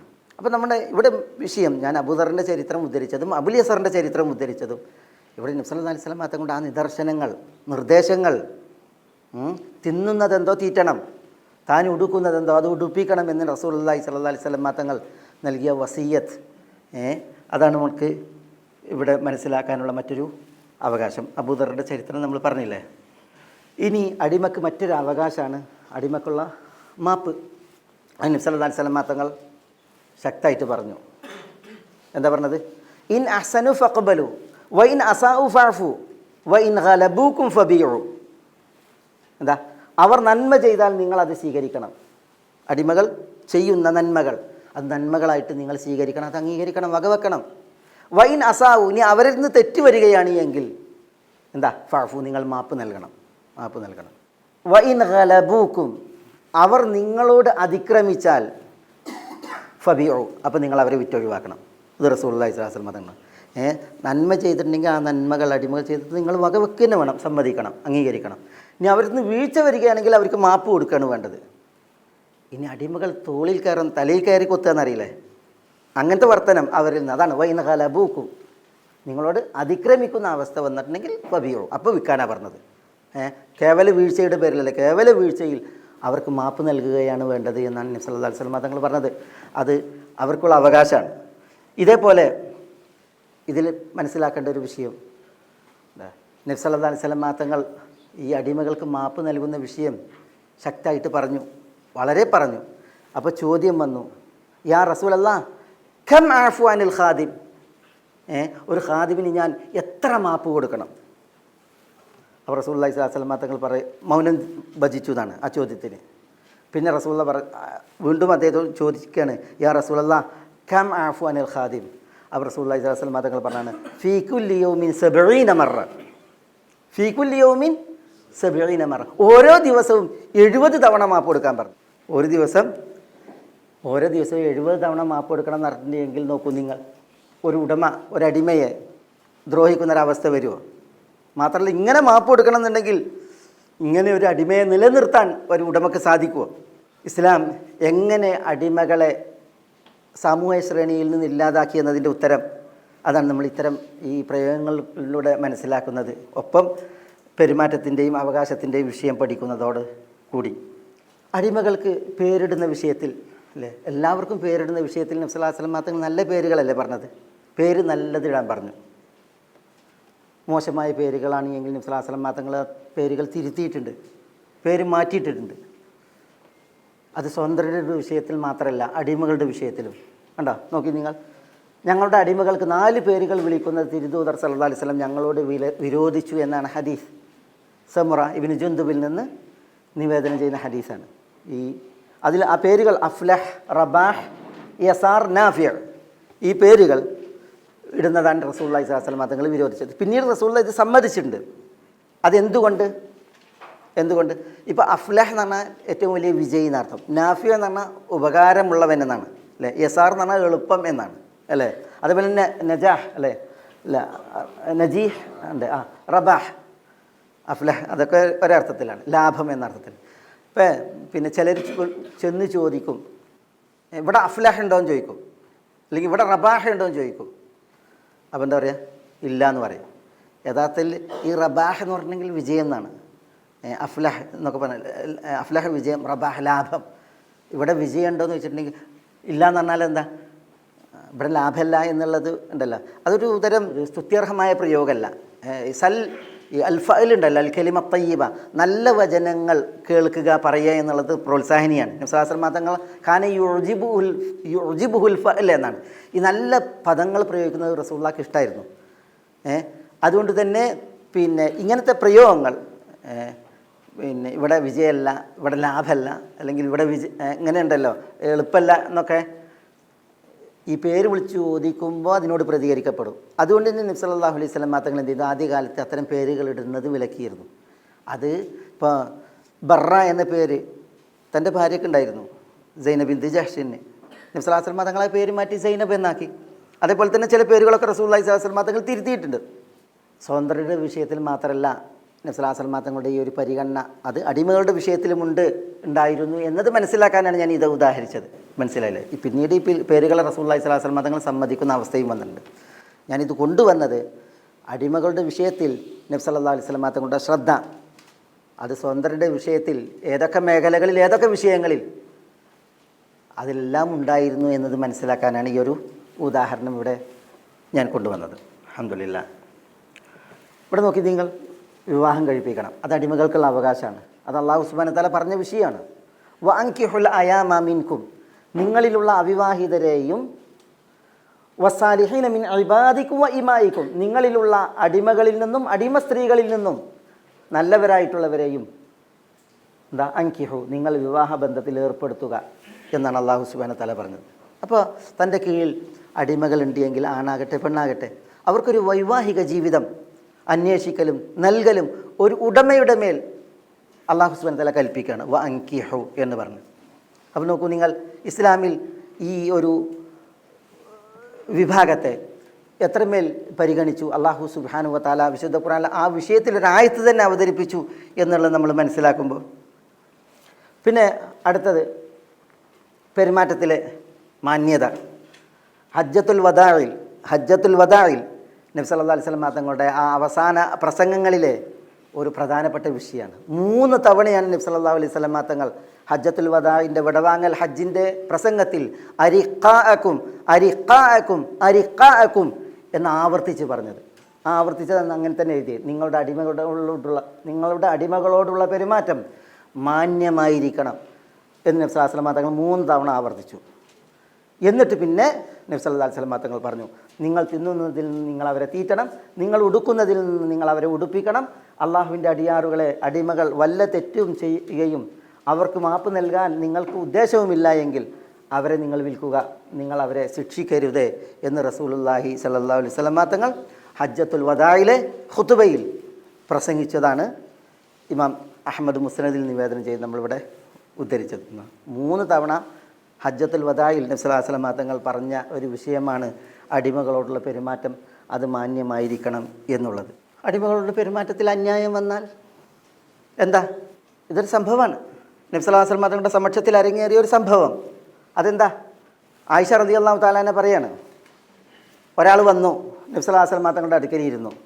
എന്നിട്ട് അയാൾ പറയാണ്, തിരുദൂതരെ, എനിക്ക് കുറച്ച് അടിമകളുണ്ട്. ഈ അടിമകളുടെ വിഷയം യക്ദിബൂനനി വയഖൂനൂനനി വയഅസൂനനി, അവരെന്നോട് നുണ പറയും, പിന്നെ എന്നെ പറ്റിക്കും, പിന്നെ ഞാൻ പറഞ്ഞോട്ട് കേൾക്കൂല, ഞാൻ പറഞ്ഞതിന് എതിര് പ്രവർത്തിക്കും. ഇങ്ങനത്തെ കുറച്ച് അടിമകളാണ് എനിക്കുള്ളത്. എന്നിട്ട് അദ്ദേഹം പറയണത്, അവരെന്നോട് നുണയും പറയും, എന്നെ പറ്റിക്കും ചെയ്യും, പിന്നെ ഞാൻ പറഞ്ഞത് കേൾക്കൂല. അപ്പോൾ ഞാൻ എന്ത് ചെയ്യും? അവരെ അടിക്കും, ഞാൻ അവരെ ശകാരിക്കും. അയാൾ ഇത് പറയാനല്ല വന്നത്, പിന്നെയോ ഫക്കൈഫ അന മിൻഹും എന്നാണ്. ഞാൻ അവരോട് ഇങ്ങനെ ചെയ്യുന്നതിൽ എൻ്റെ അവസ്ഥ എന്തായിരിക്കുമെന്നാണ് അയാൾക്ക് അറിയേണ്ടത്. അപ്പോൾ റസൂലുള്ളാഹി സ്വല്ലല്ലാഹു അലൈഹി വസല്ലം തങ്ങൾ അത് പറഞ്ഞു കൊടുക്കുകയാണ്, അവർ നിങ്ങളെ പറ്റിച്ചതും നിങ്ങളോട് കളവ് പറഞ്ഞതും നിങ്ങളോട് എതിര് പ്രവർത്തിച്ചതുണ്ടല്ലോ, അത് പടച്ചവൻ്റെ കോടതിയിൽ അതെടുക്കപ്പെടും. മാത്രമല്ല വഇഖാബുക ഇയ്യാഹും, നിങ്ങൾ അവരെ ശിക്ഷിച്ചല്ലോ അതിന് പകരം അതും എടുക്കും. എന്നിട്ട് അത് തൂക്കം നോക്കും.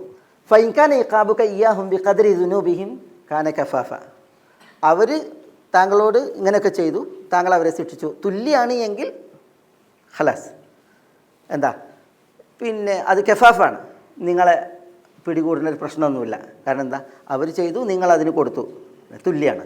നബി സല്ലല്ലാഹു അലൈഹി വസല്ലം തങ്ങൾ പറയാണ്, വഇൻകാന ഇഖാബുക ഇയ്യാഹും ദൂന ദുനൂബിഹിം, അവർ ചെയ്ത തെറ്റ് കൂടുതലാണ്, നിങ്ങളുടെ ശിക്ഷ കുറവാണ് എങ്കിൽ കാന ഫദ്ലൻ ലക്, അത് നിങ്ങൾക്ക് എന്താണ്? ഫദ്ലാണ്, ആനുകൂല്യമാണ്, ഔദാരിയാണ്. കാരണം എന്താ? അവർ ശിക്ഷാർഹരാണ്, പക്ഷേ നിങ്ങൾ അവരെ ആ അളവിൽ ശിക്ഷിച്ചിട്ടില്ല, അത് നിങ്ങളിൽ നിന്നുള്ള അവർക്ക് നേരെയുള്ള ഔദാര്യം. പിന്നെ റസൂലുള്ളാഹി സ്വല്ലല്ലാഹു അലൈഹി വസല്ലം പറഞ്ഞു, വഇൻകാന ഇഖാബുക ഇയ്യാഹും ഫൗഖ ദുനൂബിഹിം, അവരുടെ കുറ്റം കുറവാണ്, പക്ഷേ നിങ്ങളുടെ ശിക്ഷ കൂടുതലാണ് എങ്കിൽ ഉഖ്തുസലക മിൻഹും അൽ ഫദ്ൽ, നിങ്ങൾ ഏറെ കൊടുത്ത ശിക്ഷ ഉണ്ടല്ലോ, അതിന് പരലോക കോടതിയിൽ പ്രതിക്രിയ ഉണ്ടായിരിക്കും. ഏറെ കൊടുത്ത ശിക്ഷ അതിന് ഖിസാസ് ഉണ്ടായിരിക്കും, അവിടുന്ന് അള്ളാൻ്റെ അടുത്ത് നിന്ന് ശിക്ഷ കിട്ടും എന്ന് നബി സല്ലല്ലാഹു അലൈഹി വസല്ലം തങ്ങൾ പറഞ്ഞു. അപ്പോൾ ഈ മനുഷ്യൻ എന്ത് ചെയ്താണ്? ആയിഷ റളിയല്ലാഹു തആല പറയാണ്, അവിടുന്ന് എഴുന്നേറ്റ് റസൂലുള്ളാഹിൻ്റെ അടുത്ത് ഇരിക്കുന്നിടത്തുനിന്ന് എഴുന്നേറ്റ് പോയിട്ട് ഇരുന്ന് കരയാൻ തുടങ്ങിയെന്നാണ്.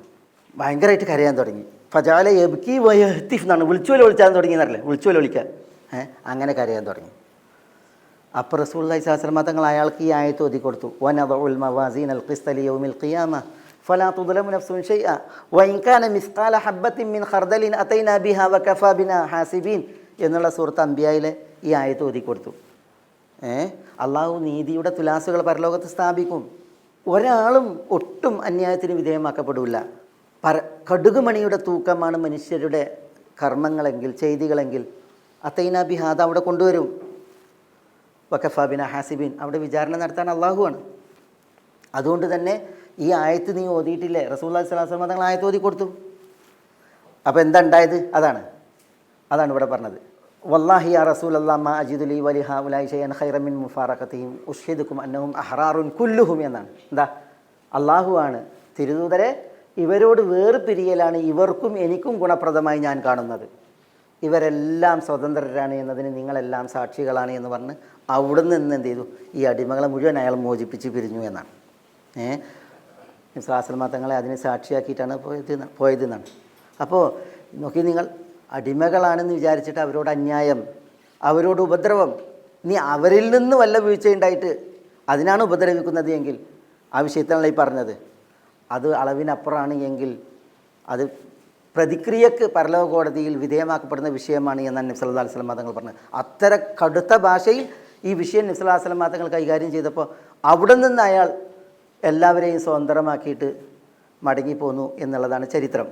അപ്പോൾ അടിമകളോടുള്ള അന്യായങ്ങൾ, പെരുമാറ്റ ദൂഷ്യങ്ങൾ, അത് നമ്മുടെ ദീനിൽ വളരെ കടുത്ത ഒരു വിഷയമാണ്.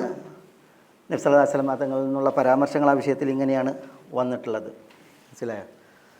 അടിമകളുടെ അവകാശങ്ങളാണ് നമ്മളിവിടെ മനസ്സിലാക്കിയത്. എത്ര സുന്ദരമായിട്ടുള്ള അവകാശങ്ങളാണ് അടിമകൾക്ക്. അതുകൊണ്ട് തന്നെ നോക്കി നിങ്ങൾ, അടിമകളാകാൻ വേണ്ടിയിട്ട് ആഗ്രഹിച്ചിരുന്ന അക്കാലഘട്ടത്തിൽ നിന്നാണ്. അബൂ ഹുറൈറയിൽ നിവേദനം ചെയ്യുന്ന ഒരു ഹദീസാണ്. നബി സ്വല്ലല്ലാഹു അലൈഹി വസല്ലം തങ്ങൾ പറഞ്ഞു, സൽവൃത്തനായ ഒരു അടിമക്ക് 2 കൂലിയുണ്ട് പറഞ്ഞു പഠിച്ചവൻ്റെ അടുത്ത്, 2 കൂലി.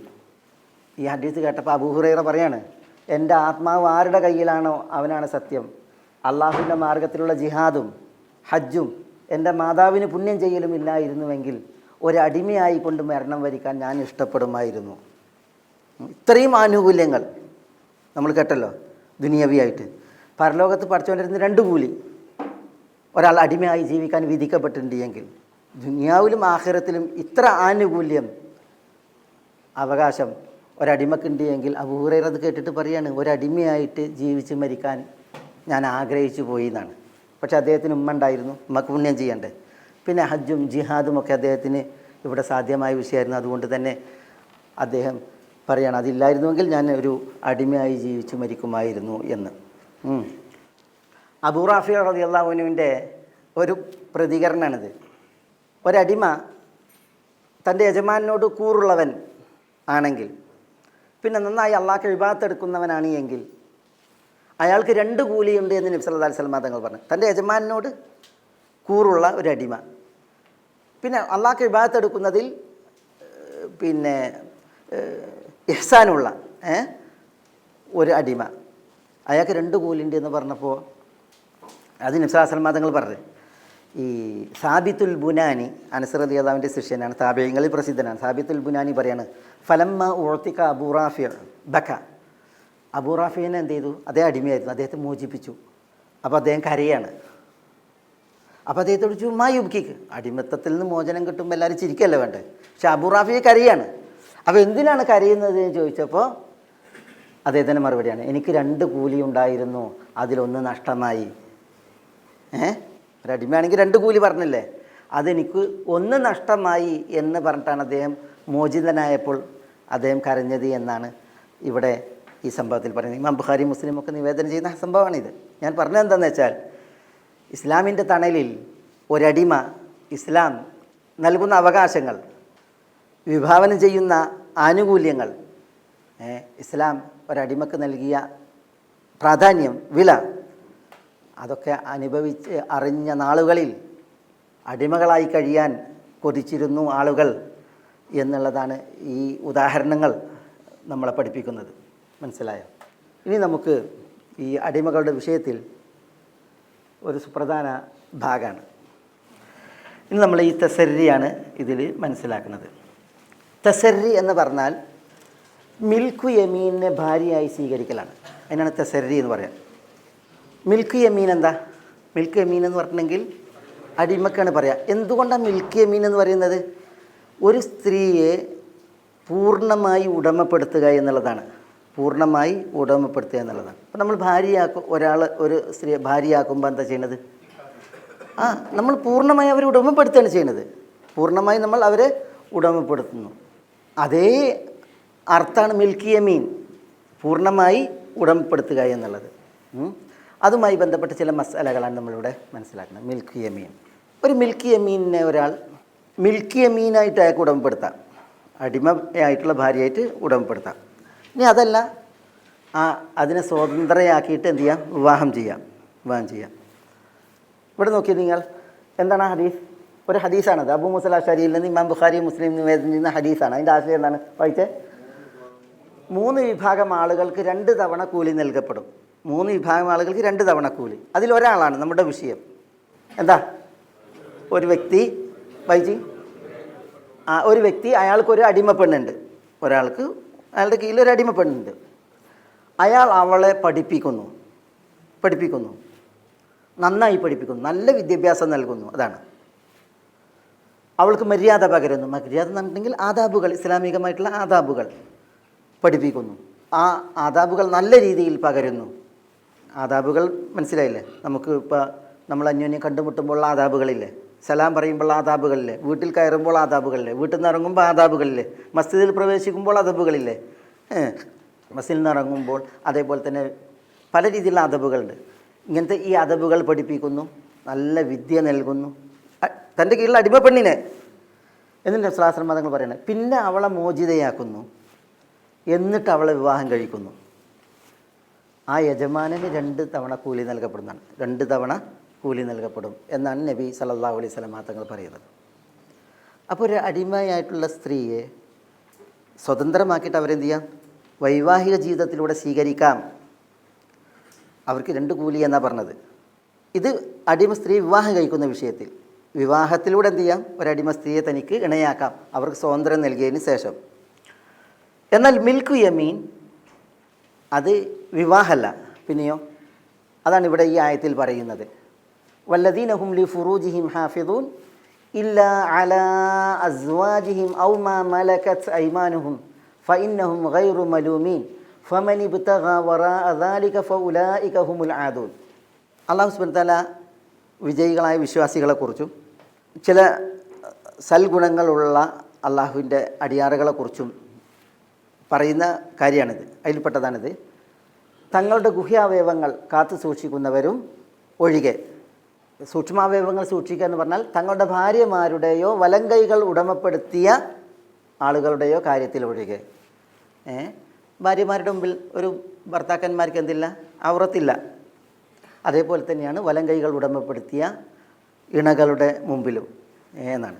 ഈ വലങ്കൈകൾ ഉടമപ്പെടുത്തിയ എന്ന് പറയുമ്പോൾ തൻ്റെ കീഴിൽ ഒരു സ്ത്രീ അടിമയായി വരികയാണെങ്കിൽ, ഒരാളതിനെ പൂർണ്ണമായി ഉടമപ്പെടുത്തിയിട്ടുണ്ട് എങ്കിൽ ആ സ്ത്രീയാണ് ഈ മിൽക്കു യമീൻ. ഏതെങ്കിലും ഒരു സ്ത്രീയെ ഒരാൾ മോഷ്ടിച്ചു കൊണ്ടുവന്നു, ഒരടിമ പെണ്ണിനെ എന്ത് ചെയ്തു? മോഷ്ടിച്ചു കൊണ്ടുവന്നു. അല്ലെങ്കിൽ ഒരു അടിമ സ്ത്രീയെ തട്ടിയെടുത്തു. അല്ലെങ്കിൽ ഒരു അടിമ സ്ത്രീ പകുതി മോചിതയാണ്.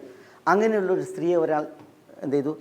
അതിൻ്റെ ഒരു ഭാഗം ഇയാൾക്കും കൂടി അവകാശപ്പെട്ടതാണ്, പക്ഷേ പകുതി മോചിതയാണ്. ഇതൊന്നും എന്തല്ല? മിൽക്ക് യമീൻ അല്ല. മിൽക്ക് യമീൻ എന്ന് പറഞ്ഞെങ്കിൽ അതേപോലെ തന്നെ പങ്കാളിത്തമുള്ളത്, മറ്റുള്ളവർക്ക് പങ്കാളിത്തമുള്ളത്, ഇതൊന്നും മിൽക്ക് യമീൻ അല്ല. മിൽക്ക് യമീൻ എന്ന് പറഞ്ഞെങ്കിൽ ഒരു സ്ത്രീയെ ഒരാൾക്ക് എന്ത് ചെയ്തു? തൻ്റെ ഉടമസ്ഥതയിലേക്ക് കിട്ടി. അടിമ സ്ത്രീയെ തൻ്റെ ഉടമസ്ഥതയിലേക്ക് കിട്ടി. ആ അടിമ സ്ത്രീ മറ്റൊരാൾക്ക് അതിൽ പങ്കില്ല, മറ്റൊരാൾ അതിൻ്റെ ഒരു ഭാഗം മോചിപ്പിച്ചിട്ടില്ല, അത് തട്ടിയെടുക്കപ്പെട്ടതോ മോഷ്ടിക്കപ്പെട്ടതോ അല്ല. പിന്നെയോ തനിക്കൊരു വിഹിതമായി കിട്ടിയ ഒരു അടിമ സ്ത്രീയാണ് എങ്കിൽ ആ അടിമ സ്ത്രീ ആരുടെ വീട്ടിലുണ്ടാകുക? ഈ യജമാൻ്റെ വീട്ടിലുണ്ടാകുക. ആ അടിമ സ്ത്രീ അതിൻ്റെ സംരക്ഷണം ആരാ? ഈ യജമാനാണ്. അങ്ങനെ ഒരു യജമാനൻ ഒരു സ്ത്രീയെ ഉടമപ്പെടുത്തിയിട്ടുണ്ടെങ്കിൽ, പൂർണ്ണ അളവിൽ ഉടമപ്പെടുത്തിയിട്ടുണ്ടെങ്കിൽ അതാണ് മിൽക്ക് യമീൻ. ആ അടിമ സ്ത്രീയെ തൻ്റെ ഭാര്യയായിട്ട് ഉപയോഗിക്കാൻ അല്ലാഹു സുബ്ഹാനഹു വ തആല അനുവദിച്ചു. തൻ്റെ ഭാര്യയായി ഉപയോഗിക്കാൻ അനുവദിച്ചു. എപ്പോൾ? അതങ്ങനെ പിന്നെ ഒരടിമ തൻ്റെ കീഴിൽ വന്നു എന്ന് വെച്ചിട്ട് ഉടനെ പാഞ്ഞേറുന്ന ഒരു വിഷയമല്ല അത്. പിന്നെയോ അതിൻ്റേതായ നിബന്ധനകളുണ്ട്. മിൽക്ക് യമീനെ നമ്മൾ മിൽക്ക് യമീൻ എന്നാണ് പറയാം. മിൽക്ക് യമീൻ എന്ന് പറഞ്ഞാൽ ഒരാൾ പൂർണ്ണമായി ഉടമപ്പെടുത്തിയ ഒരു സ്ത്രീ.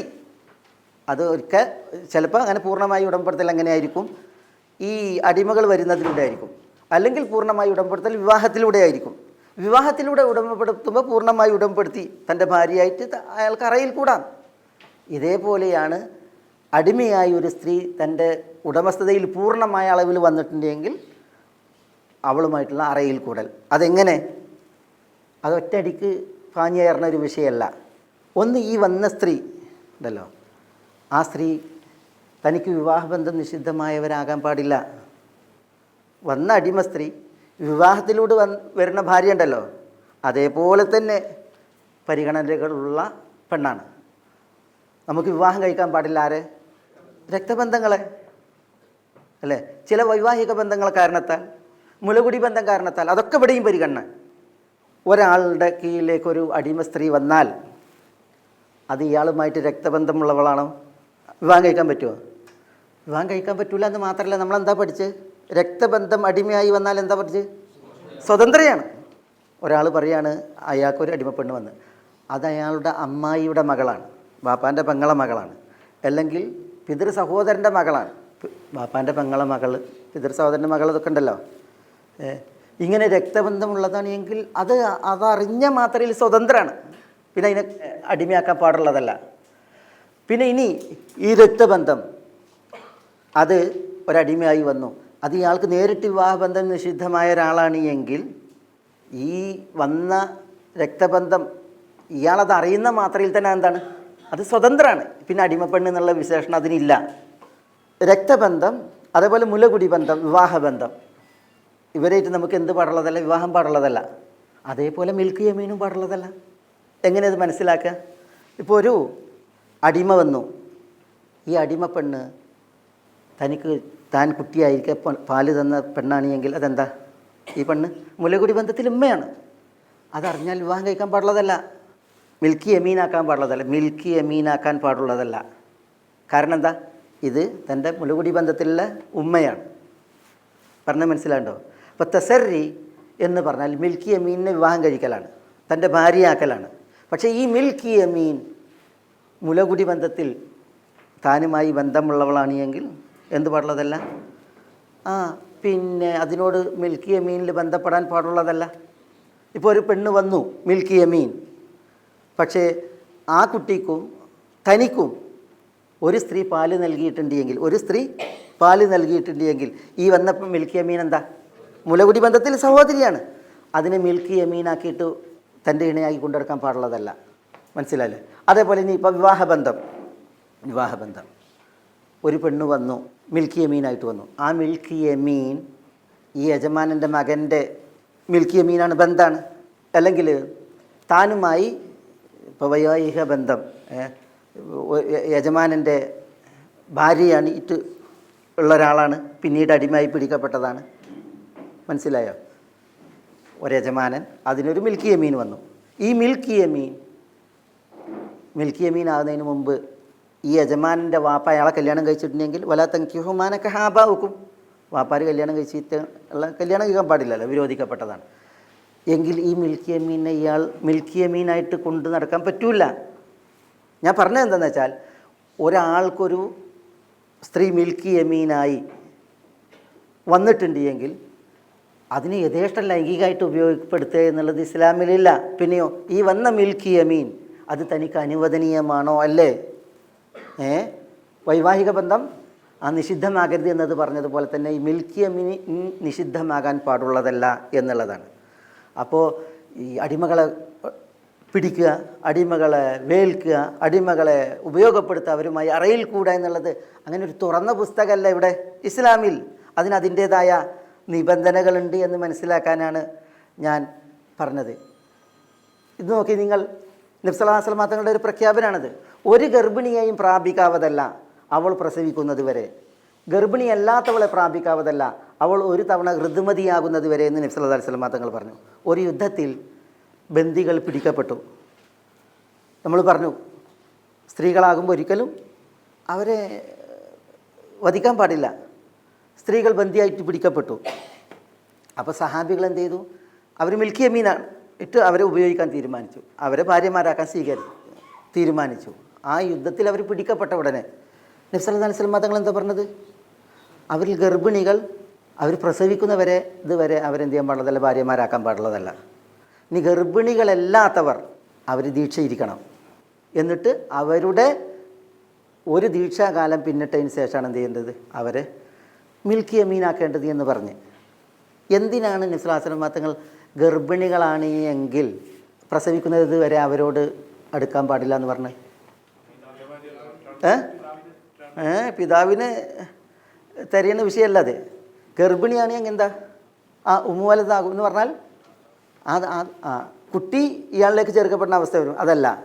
അതുമല്ല. പിന്നെയോ ഗർഭിണികളാണെങ്കിൽ ഗർഭം പ്രസവിക്കുന്നതോടുകൂടി അവരാരാണ്, സ്വതന്ത്രരാണ്. അവർ സ്വതന്ത്രരായിട്ട് പോകണം, അടിമകളായിട്ട് വെക്കപ്പെടാൻ പാടുള്ളതല്ല. അതുകൊണ്ടാണ് അവർ പ്രസവിച്ചിട്ടുണ്ടെങ്കിൽ അവരുടെ മക്കൾ ആ യജമാനരുടെ മക്കളാണ്. മനസ്സിലല്ലേ? ഇവർ പിന്നെ ഉമ്മു വലതാണ്, സ്വതന്ത്രരാകുന്ന അവസ്ഥ വരും. അതൊന്ന്. രണ്ടാമത്തേത്, ഇവർ ഗർഭിണികളല്ല എങ്കിൽ അവർ ദീക്ഷയിരിക്കണം, ഇദ്ധരിക്കണം. അത് ഗർഭം അല്ല അവർ എന്നുള്ളത് ഉറപ്പിക്കാൻ. എന്നിട്ട് ഒരു ആർത്തവകാലം ഇദ്ധ ഇരുന്നിട്ടാണ് അവരെന്ത് ചെയ്യേണ്ടത്, മിൽക്കി യമീനാക്കേണ്ടത് എന്ന് പറയാണ്. ഞാൻ എന്തിനത് പറഞ്ഞത്, ആളുകൾ പറയുന്നത് യുദ്ധം ചെയ്യുക, കുറേ സ്ത്രീകളെ കൊള്ളുക, എന്നിട്ട് അവരെയൊക്കെ എന്ത് ചെയ്യുക, മിൽക്കി യമീനായിട്ട് ഭോഗിക്കുക എന്നുള്ളതാണ് ഇസ്ലാമിനെ കുറിച്ച് അപകീർത്തിപ്പെടുത്തി പറയുന്നത്. ഒരിക്കലും അങ്ങനെയല്ല. പിന്നെയോ ഇവരെ മിൽക്കി യമീനാക്കാൻ അവരുടെ ദീക്ഷാകാലം കഴിയണം, ഗർഭിണികളാണെങ്കിൽ അവർ പ്രസവിക്കണം എന്നുള്ളത് നബി സല്ലല്ലാഹു അലൈഹി വസല്ലം തങ്ങൾ പഠിപ്പിക്കുകയാണ്. അങ്ങനെ ഈ അടിമ സ്ത്രീകളാണെന്ന് വിചാരിച്ചിട്ട് പാഞ്ഞു കയറുന്ന ഒരു മസാല അതെന്തില്ല, ഇസ്ലാം പഠിപ്പിക്കണേ ഇല്ല. ഇനി മറ്റൊരു വിഷയം, ഈ മിൽക്കി യമീനായി വന്ന സ്ത്രീ ഉണ്ടല്ലോ, അവർക്ക് സ്വാതന്ത്ര്യമുണ്ട്. എന്തിന്? ഈ യജമാനനെ തൻ്റെ ഭർത്താവായിട്ട് നിലനിർത്തണോ വേണ്ടേ എന്ന വിഷയത്തിൽ. ഒരാൾക്ക് തൻ്റെ കീഴിലൊരു അടിമ വന്നു, ഒരു അടിമ പെണ്ണ് വന്നു. ഈ യജമാനന് അവരെ യഥേഷ്ടം ഉപയോഗിക്കാൻ അവകാശമല്ല, അവർ സമ്മതിക്കാത്ത കാലത്തോളം. ഈ സ്ത്രീയുടെ തൃപ്തിയും പൊരുത്തവും അടിസ്ഥാനമാണ്. ഒരു പെണ്ണിന് യജമാൻ്റെ അടുക്കൽ ഒരടിമയായി തുടരാം, പക്ഷെ മിൽക്കി യമീനായി അയാളുടെ ഒരു ഇണയായി കിടപ്പറ പങ്കിട്ട് ജീവിക്കണമെങ്കിൽ അവളുടെ സമ്മതവും അവളുടെ തൃപ്തിയും വേണം. ഇപ്പോൾ ഈ പറഞ്ഞാൽ മനസ്സിലാണ്ട ഈ ഒരു പോയിൻ്റ്, ഇത് പ്രധാനമാണ്. ആളുകൾ വിചാരിച്ചിട്ടുള്ളത് അടിമ സ്ത്രീകളാണോ യഥേഷ്ടം കയറി മേയാം എന്നുള്ളതാണ്. അങ്ങനെ യഥേഷ്ടം കയറി മേയുന്ന വിഷയമല്ല. പിന്നെയോ, ഒരു സ്ത്രീയെ ലൈംഗികമായി പ്രാപിക്കാൻ ഒരു യജമാനന് എപ്പോഴാണ് അവകാശം?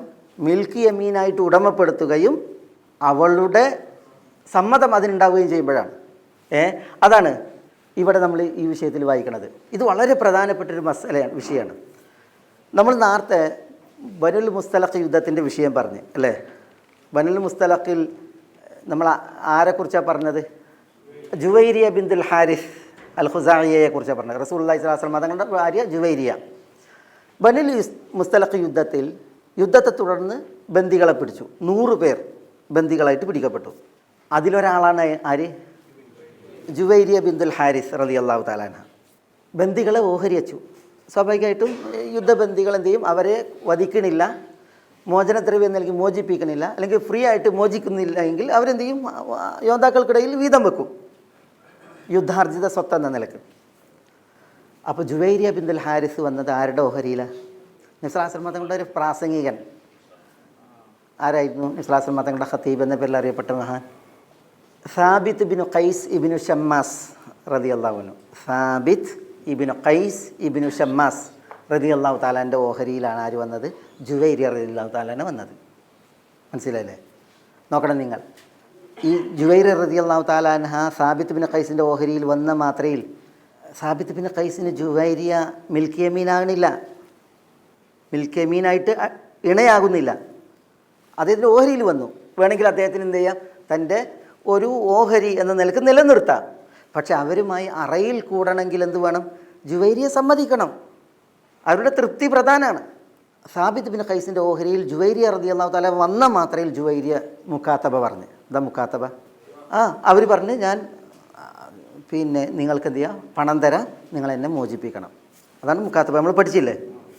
അപ്പോൾ സാബിത്ത് ബിൻ ഖൈസ് അതിന് കൂട്ടാക്കാത്ത പോലെ ജുവൈരിയ റളിയല്ലാഹു തആല അൻഹ വളരെ ശാരീരിക കാന്തിയുള്ള ഒരു മഹതിയായിരുന്നു. ആയിഷ റളിയല്ലാഹു തആല അൻഹ പറയാണ്, അവരെ കണ്ട മാത്രയിൽ തന്നെ ആയിഷ റളിയല്ലാഹു തആല അൻഹക്ക് ഈറിളകി എന്നാണ്. അത്ര നല്ല ഒരു ശാരീരിക പ്രകൃതിയും കാന്തിയായിരുന്നു മഹദിക്ക് എന്നാണ്. ഏതായാലും ജുവൈരിയ റളിയല്ലാഹു തആല അൻഹ സാബിത്ത് ബിൻ ഖൈസിനോട് ഉടനെ പറയാണ്, എനിക്ക് മോചനം വേണം, ഞാൻ മോചനദ്രവ്യം തരാം എന്നിട്ട് പറയാണ്. നമ്മൾ ഒരു അടിമക്കുള്ള സ്വാതന്ത്ര്യമാണത്. അങ്ങനെ സാബിത്ത് ബിൻ ഖൈസിനോടുള്ള ഈ മുഖാത്തബയുടെ വിഷയത്തിലുണ്ടല്ലോ, അദ്ദേഹത്തിൽ വിസമ്മതം ഉണ്ടായപ്പോൾ ഉടനെ ജുവൈരിയ റസൂലുള്ളാഹി സ്വല്ലല്ലാഹു അലൈഹി വസല്ലം തങ്ങളുടെ അടുക്കലേക്ക് വരികയാണ്. എന്നിട്ട് റസൂലുള്ളാഹി സ്വല്ലല്ലാഹു അലൈഹി വസല്ലം തങ്ങൾ പറയാണ്, ഞാൻ ജുവൈരിയ ബിന്തുൽ ഹാരിസ് ആണ് എന്ന് പറയണം. കാരണം ഈ ജുവൈരിയ ബിന്തുൽ ഹാരിസ് എന്ന് പറയാൻ കാരണം ഈ ഹാരിസ് ഉണ്ടല്ലോ, ജുവൈരിയ അള്ളാൻ്റെ ഉപ്പ ഹാരിസ്, അദ്ദേഹം ബനുൽ മുസ്തലഖിൻ്റെ നേതാവാണ്. അപ്പോൾ നേതാവിൻ്റെ മകളാണ് ജുവൈരിയ. ഞാൻ മോചന കരാറിൽ ഏർപ്പെട്ടിട്ട് മോചനം വാങ്ങാൻ റെഡിയാണ് സാബിത്തിനോട്. അതുകൊണ്ട് ജുവൈരിയ പറയാൻ റസൂലുള്ളാഹിനോട്, നിങ്ങൾ എന്നെ സഹായിക്കണം. എന്തിന്? മോചനദ്രവ്യം നൽകി സഹായിക്കണം, ഞാൻ സ്വതന്ത്രമാകട്ടെ എന്ന് പറയാണ്. അപ്പോഴാണ് റസൂലുള്ളാഹി സ്വല്ലല്ലാഹു അലൈഹി വസല്ലം തങ്ങൾ അവരോട് പറയുന്നത്, നിങ്ങളുടെ മോചനദ്രവ്യം ഞാൻ നൽകാം. സാബിത്ത് ബിൻ ഖൈസിൻ്റെ കീഴിൽ നിങ്ങൾ ഉദ്ദേശമില്ലെങ്കിൽ ഞാൻ നിങ്ങൾക്ക് വേണ്ടിയിട്ട് മോചനദ്രവ്യം നൽകാം, ഞാൻ നിങ്ങളെ വിവാഹം ചെയ്യാം. അപ്പോൾ ജുവൈരിയ പറഞ്ഞു, അതെ, അത് ഞാൻ സമ്മതിച്ചു എന്ന് പറയാം. എന്താ ഈ സംഭവം പറയുന്നത്? ഇപ്പോൾ നോക്കി, സാബിത്ത് ബിൻ ഖൈസിന് ജുവൈരിയയെ തനിക്കൊരു അടിമയായി കിട്ടിയ മാത്രയിൽ ജുവൈരിയയോട് വീട് കൂടാനും അറയിൽ കൂടാനും ഒരിക്കലും സമ്മതമല്ല. സമ്മതം ഉണ്ടായിരുന്നെങ്കിൽ ഇത് നടക്കില്ല. അവരുടെ തൃപ്തി പ്രധാനമാണ്, അവരുടെ സമ്മതം പ്രധാനമാണ്. അവരുടെ തൃപ്തിയിലെ സമ്മതമല്ല സാബിത്ത് ഇബ്നു ഖൈസിനോടൊപ്പം ജീവിക്കാൻ. അതുകൊണ്ടാണ് അവർ പറയുന്നത് ഞാൻ മോചനദ്രവ്യം തരാം, എനിക്കെൻ്റെ സ്വാതന്ത്ര്യം വേണം. അതിന് സഹായം കിട്ടാനാണ് ഇവിടെ പോയത് നബി സല്ലല്ലാഹു അലൈഹി വസല്ലം തങ്ങളുടെ അടുക്കലേക്ക് വന്നത്. അപ്പോൾ നബി സല്ലല്ലാഹു അലൈഹി വസല്ലം തങ്ങൾ അവരോട് പറയുകയാണ് നിങ്ങളുടെ മോചനദ്രവ്യം മുഴുവൻ ഞാൻ സാബിത്തിന് നൽകാം, എന്നിട്ട് ഞാൻ നിങ്ങളെ വിവാഹം ചെയ്യാം. അങ്ങനെ നബി സല്ലല്ലാഹു അലൈഹി വസല്ലം തങ്ങൾ എന്ത് ചെയ്യുക ചെയ്തത്? പിന്നെ ജുവൈരിയ റളിയല്ലാഹു തആലയെ വിവാഹം ചെയ്യേണ്ടത് നബി സല്ലല്ലാഹു അലൈഹി വസല്ലം തങ്ങൾ അവരെ വിവാഹം ചെയ്തപ്പോഴാണ് മറ്റേ സംഭവം നമ്മൾ പറഞ്ഞ സംഭവം. എന്താ?